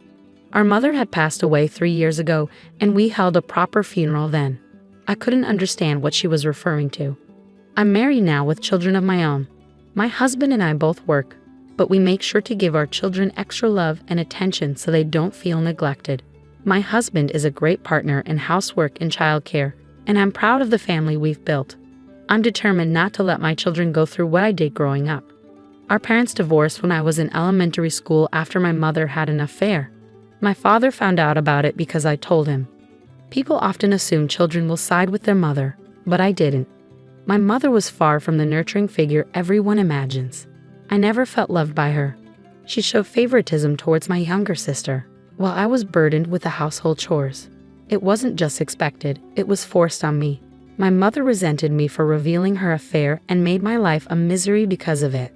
I still carry the emotional and physical scars she inflicted. When the divorce was finalized, my mother took my sister and left. Thankfully, my father and grandparents ensured I maintained contact with my sister, and we continued to meet regularly. However, as I entered middle school, our visits became less frequent. At first, I thought it was just a matter of adult responsibilities, but it seemed my sister was deliberately avoiding me. After she turned down my invitation several times, I asked if I had done something to upset her. My sister explained that our mother had told her the collapse of our family was my fault. In their eyes, I was the one who betrayed the family. My sister believed that if she continued to see me, she would risk being cast aside as well. She found it too difficult to contact or meet me behind our mother's back and asked me to stop trying. I told my sister that our mother was the one who betrayed us first by cheating on our father and breaking up our family. Although my sister was aware of our mother's affair, she still blamed me for telling our father. Despite understanding the situation, she remained firm in her view that I was the traitor since she had to live with our mother. She wouldn't accept my perspective, insisting it was my fault for not turning a blind eye. While all this was happening, my father remarried, and I gained a stepmother. Initially, the adjustment was challenging, but my stepmother worked hard to become the mother figure I had been missing. Appreciating her efforts, I decided to embrace my new family and cherish my stepmother. Over time, I stopped trying to reach out to my sister, and we gradually lost touch. I had no lingering attachment to my biological mother, who had favored my sister. I was able to attend college and secure a job, preparing to give back to my father and stepmother. But then, just as I thought I could start repaying them, my father tragically passed away in an accident. Although we had grown distant, I notified my sister about our father's passing, reminding her that he was still her father. Instead of expressing sympathy, she scoffed and said, "Serves him right," followed by a mocking laugh. I thought she might attend the funeral, but neither my biological mother nor my sister made an appearance. Their absence was surprising, but they both showed up later when the time came to discuss my father's inheritance. Their sudden arrival caught everyone off guard, especially given their flashy and overly elaborate attire and makeup. They looked so different from the mother and sister I once knew that they were hardly recognizable. At least let us know when the inheritance meeting is, they demanded. We had to check every day because we didn't know when it would happen. My mother claimed she had been waiting nearby since the funeral ended, eager to join the inheritance discussions. It seemed more appropriate for her to attend the funeral instead, especially since the meeting was scheduled for the day immediately following the funeral. Because of what you said, my poor daughter had to endure so much. You're going to give us a fair share, right? Although they divorced and lived separately, the children still have inheritance rights. I never intended to deny that.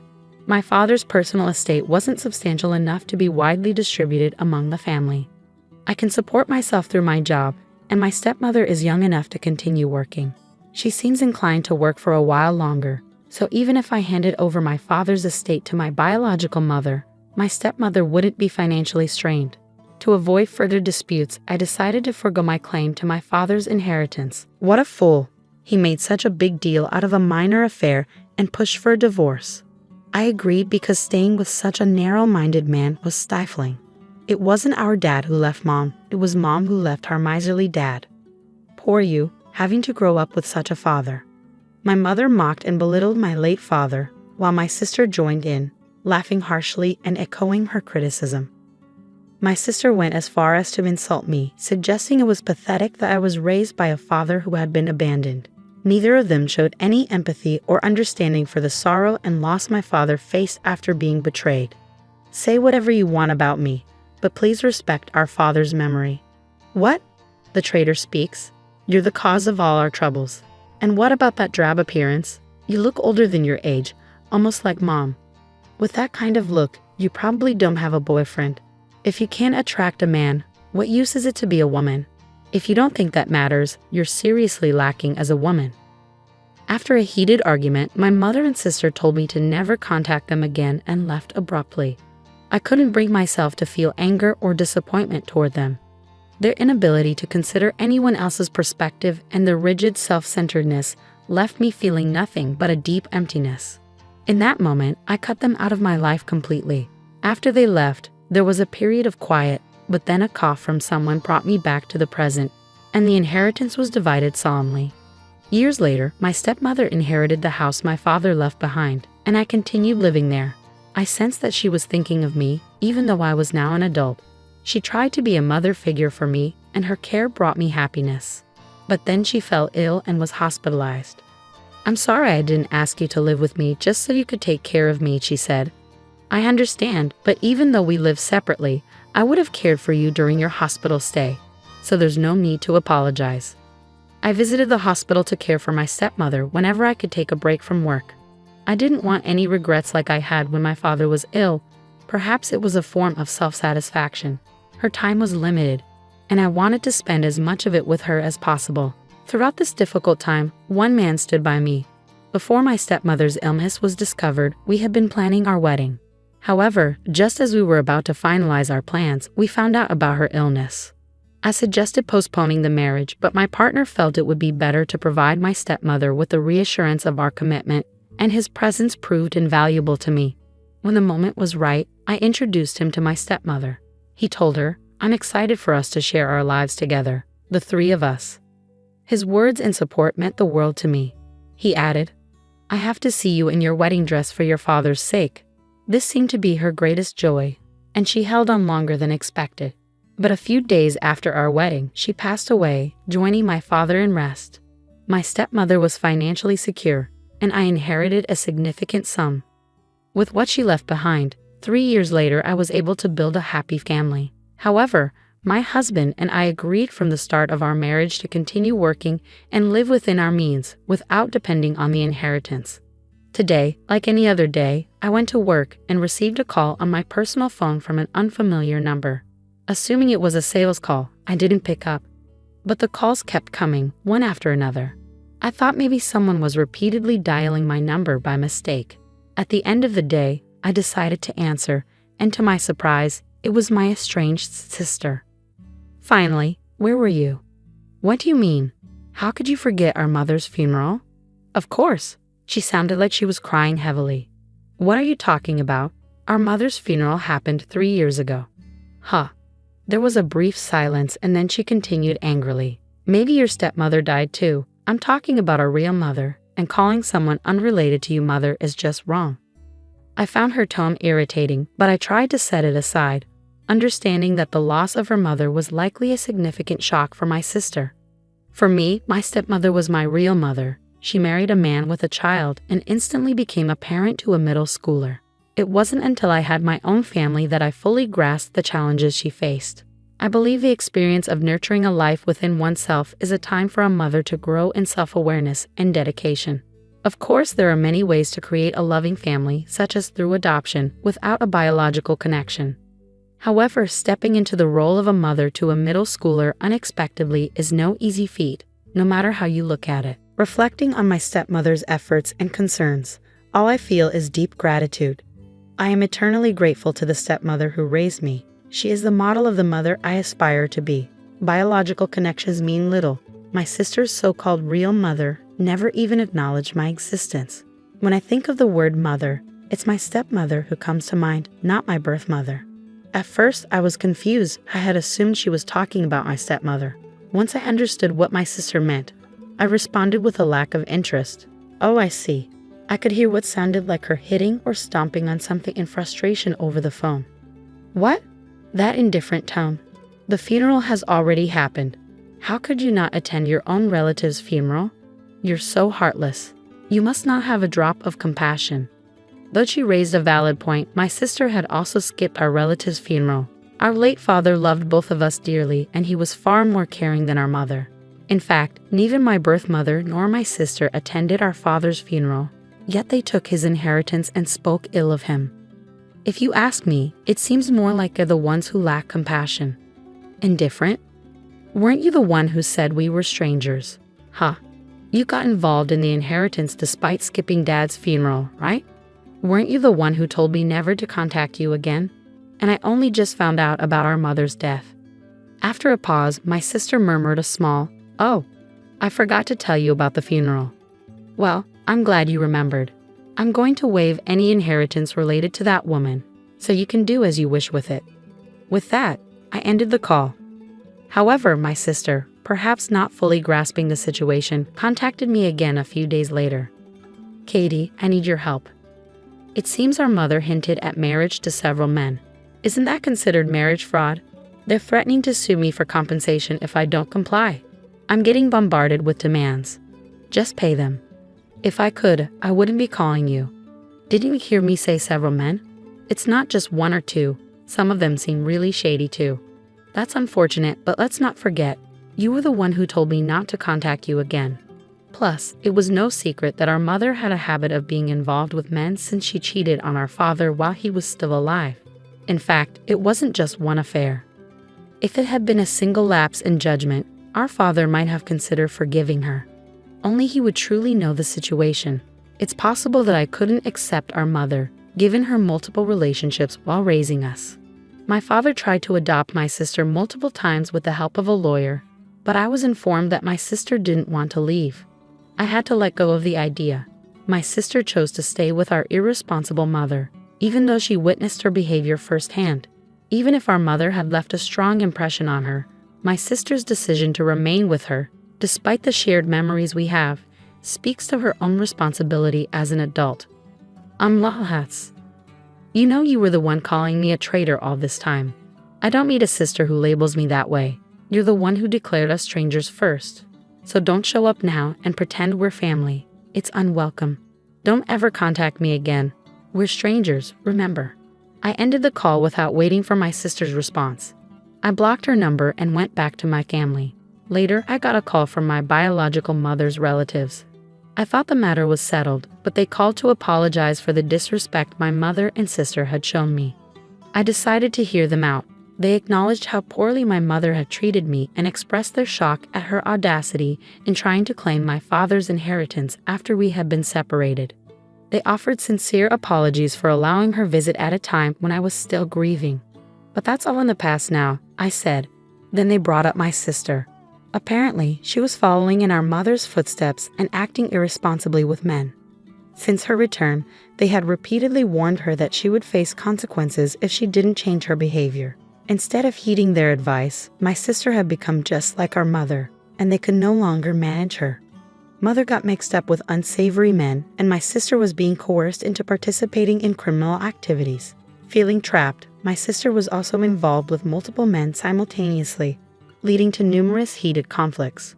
Reaching their limit, the relatives warned that they would sever their relationship if she didn't listen to their advice. And then our mother passed away. Given that my sister is an adult, the relatives decided to proceed with cutting ties. But right after our mother's funeral, another conflict erupted. Since then, her whereabouts have been unclear. They advised me to avoid any involvement with her going forward. I had no intention of getting involved, but I can't help feeling sorry for her, given she may have been coerced into criminal activities. Still, there should have been a chance for her to make amends. If she didn't take that opportunity, then it's on her. That's how I've chosen to see it. After ending the call, I heard my husband and children laughing joyfully in another room. I want to safeguard this family, so I've resolved to live my life using my biological mother and sister as cautionary examples.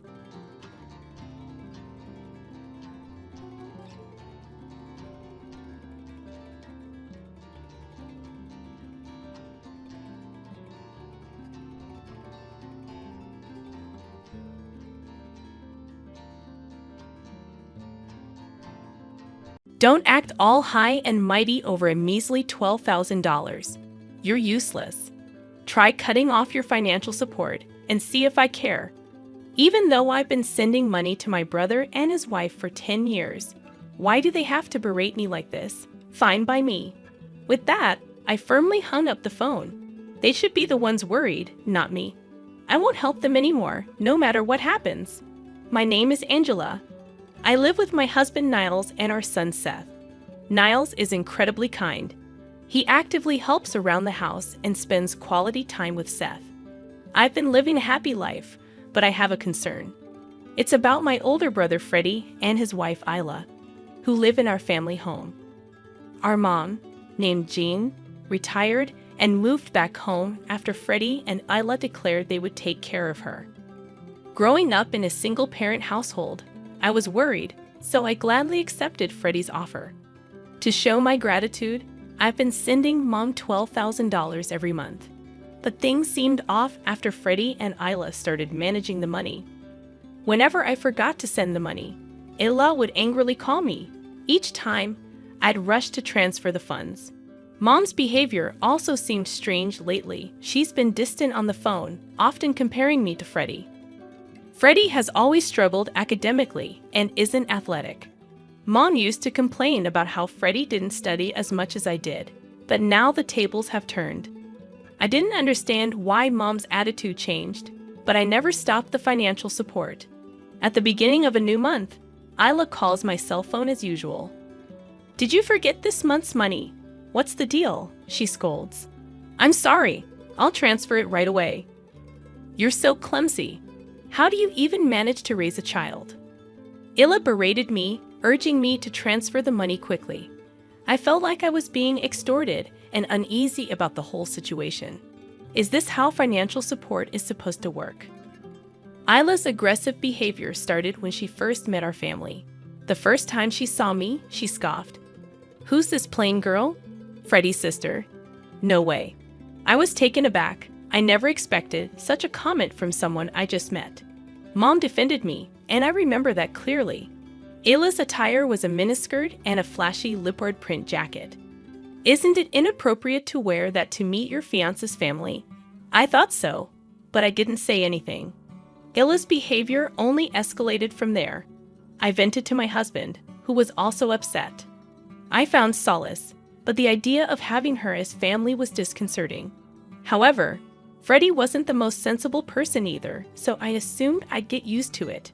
Their behavior worsened after moving into the family home. I wondered if Mom was okay living with them, but with work and raising Seth, I couldn't visit Mom and was left in the dark about the details of her well-being. Amidst our busy lives, Mom suddenly called at the end of the month as usual. I had just dropped my son off at the child care center and was about to head to work when I received a phone call from her. "What's wrong?" I asked, but Mom sounded furious. When I asked her to explain, she said something outrageous. "Where's this month's money?" I was shocked. I had already sent the money at the beginning of the month. I told her I transferred it to Freddie's account, but she angrily claimed she hadn't received it. Surprised, I asked her to check again, but she wouldn't listen. "You've become so irresponsible after all I did to raise you. Right now, you're sending less money. You're so ungrateful." I did send the $12,000. Enough excuses. Send the $12,000 now. If I don't get it next month, I'll cut ties with you. Learn from Freddie. He always sends $500 on time.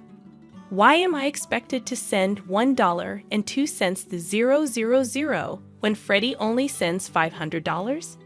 Angry, I yelled back that I did send the money and hung up.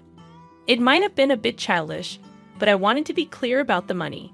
If Mom's going to unfairly scold me again next month, I need to check in with my brother. There's a chance his wife is up to something. Determined, I headed to work, my footsteps echoing with frustration. The next month, as usual, I got a call from my sister-in-law. "Did you forget this month? I always tell you to transfer at the beginning of the month, don't I?" I asked her about Mom's behavior last month, to which she responded, "Oh, she might have been a bit upset, but I leave everything about Mom to Freddie. If you're concerned, ask him. More importantly, make sure you transfer the $1.02 to 000. Got it?" She hung up without waiting for an answer. Taking her advice, I decided to contact my brother. "Hey, I wanted to talk about Mom," I said. He responded with annoyance. "What now?" I told him about the angry call from Mom last month and how she was upset about not receiving the money. To my shock, he said, "We're struggling too. Since moving back home, we decided to give Mom $500 from your $12,000 and $500 from my salary. We used the rest this month. We had some extra expenses, so we used all of your $1.02 to 000. I was stunned. I couldn't fathom that my money was being used by my brother instead of Mom. Filled with anger, I confronted him, but he skillfully dodged my questions, leaving me feeling helpless. I hung up, contemplating whether I should inform Mom about the situation. Calling her, I relayed everything my brother had said, but she refused to listen. "You're just making excuses. You probably didn't send the money this month either. I sacrificed so much for you, and this is how you repay me," Mom said, tears streaming down her face. Feeling helpless, I asked Mom to switch to a video call to prove that I had properly transferred $12,000.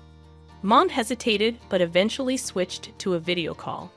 I displayed my bank card with the transaction history, hoping she would understand. However, Mom remained skeptical. "You probably faked this. I heard on the news that it's easy to make these things now. Just pay this month's amount, and we'll talk after that," she insisted. I transferred the $12,000, hoping that it would resolve the issue. Mom, acting high and mighty, demanded to see my brother's bank card as well before hanging up.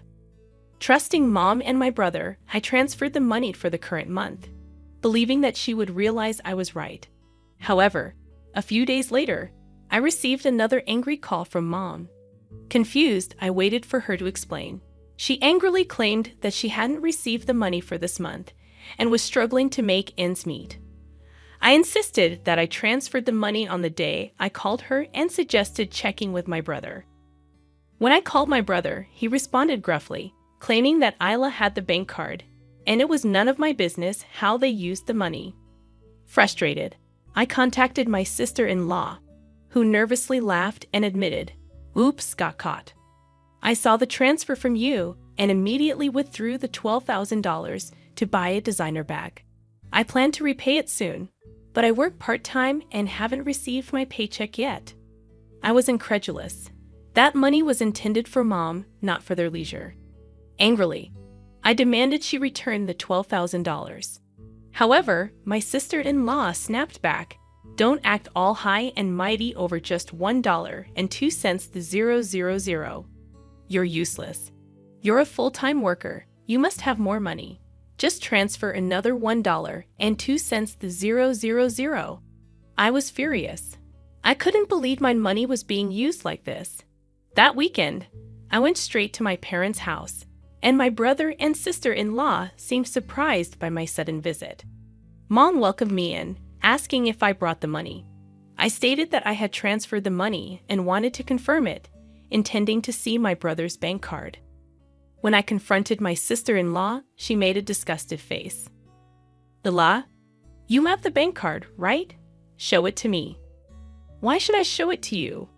"Because I transferred $12,000 to my brother's account," I insisted. However, she refused to show me. "You said you'd return it, right? You've received your paycheck by now, haven't you?" When I glared at her, she tried to dodge the question. "You're trying to blame me for not transferring, aren't you? I've transferred it properly." As we argued, Mom shouted in anger, "Angela, enough! I thought you brought the money. Ila would never misuse it." She pushed me towards the door. "If you came here for that, then go home. You're no longer my daughter." In my anger, I retorted, "Fine, I'll stop sending money. You might not know, but my brother and his wife aren't as good as you think. They told me they only give you $500 out of the $1.02 to 000 I send. They're deceiving you." "You're lying." "Then I won't send money anymore," I declared. My brother sneered. "Go ahead and stop. If you do, we're done." Gladly, I left my family home with those words. "I'm done. I won't help them anymore, no matter what happens."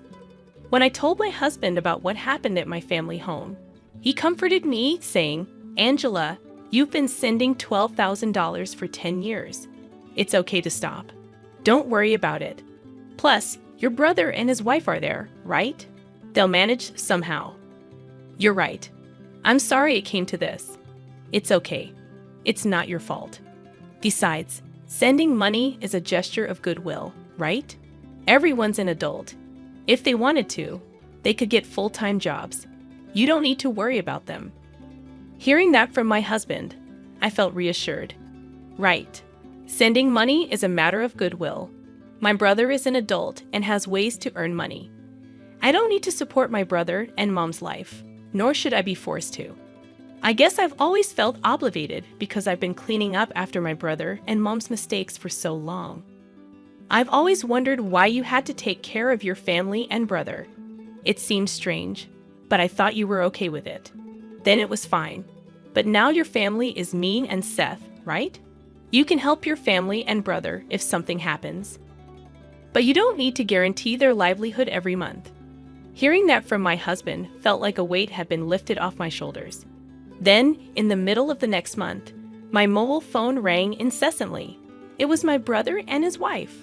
I had planned to sever ties with them, so I was curious about the call. "Hello? Why didn't you send money this month? I told you I'd stop. Besides, you don't need it. You have each other, huh? Are you sure about that? We're done. I have nothing to do with you anymore," I said, hanging up.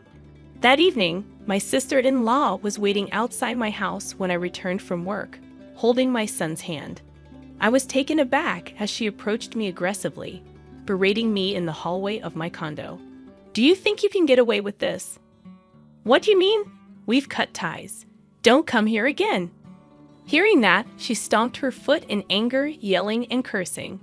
Someone from the neighborhood must have called the police because they arrived shortly after. She was taken away by the police. In disbelief, I immediately called my brother. "Lus stormed into your place and got arrested. Why did that happen?" "It's cruel of you to call the police. We're family." "I didn't call them. Someone else did." "Can you please have her stop asking for money? It's a bad influence on my son, and I don't want anything to do with you anymore." When I firmly responded, my brother went silent and then began pleading in a weak voice. "Look, I work part-time, and Ula works part-time too. Mom's pension is small, and we can't live without your $12,000. You get that right. Most of the $12,000 goes to La's leisure, so you should be fine, right?" "No, it's not like that. Sure, she spends a bit recklessly. But we need the $12,000 for our lives. Please send it this month." Why should I support you? You probably only give Mom $500 anyway, I replied, hanging up. I decided never to answer calls from my brother or sister-in-law again. I received many texts from my brother, but I only looked at them and ignored them. My sister-in-law kept trying to contact me, which was annoying. But maybe because she was arrested, she didn't come to my house. A few months later, I finally got a call from Mom. Angela, Freddie hasn't been giving me money lately. I'm struggling. I was mad before, but I realized I only have you. Mom's voice sounded weak. She then started complaining about how my brother and his wife had been treating her lately. They're terrible. They don't even give me $500 now, and they're living off of my pension. I told them to get full-time jobs if they need money, but they don't listen. Lud is hardly ever home. What should I do? Mom began to cry in a heartbroken voice. However, I didn't feel sympathy for her. I had trusted both Mom and my brother, but they betrayed me. On top of that, they told me we were done to begin with. I went to college without borrowing money from Mom. I even paid off my brother's student loans that Mom had been burdened with. That's more than enough. Mom, if you don't want your pension taken by them, why not kick them out of the house? They're adults. They can manage on their own. I gave that piece of advice and ended the call with Mom. She seemed to want to say more, but I had made up my mind not to get involved. They can figure things out on their own. I have my own challenges to deal with. In the end, it seems Mom kicked out my brother and his wife because of their terrible attitude. Having been evicted, they apparently moved into an old apartment. Since that incident, Mom hasn't been very involved in my life, perhaps feeling awkward. Once my brother called, he kept trying to contact me, and when I answered, he said they were in debt because of his wife's excessive spending. He asked for help, but I ignored him. I no longer see Mom, but I live happily with my son and husband.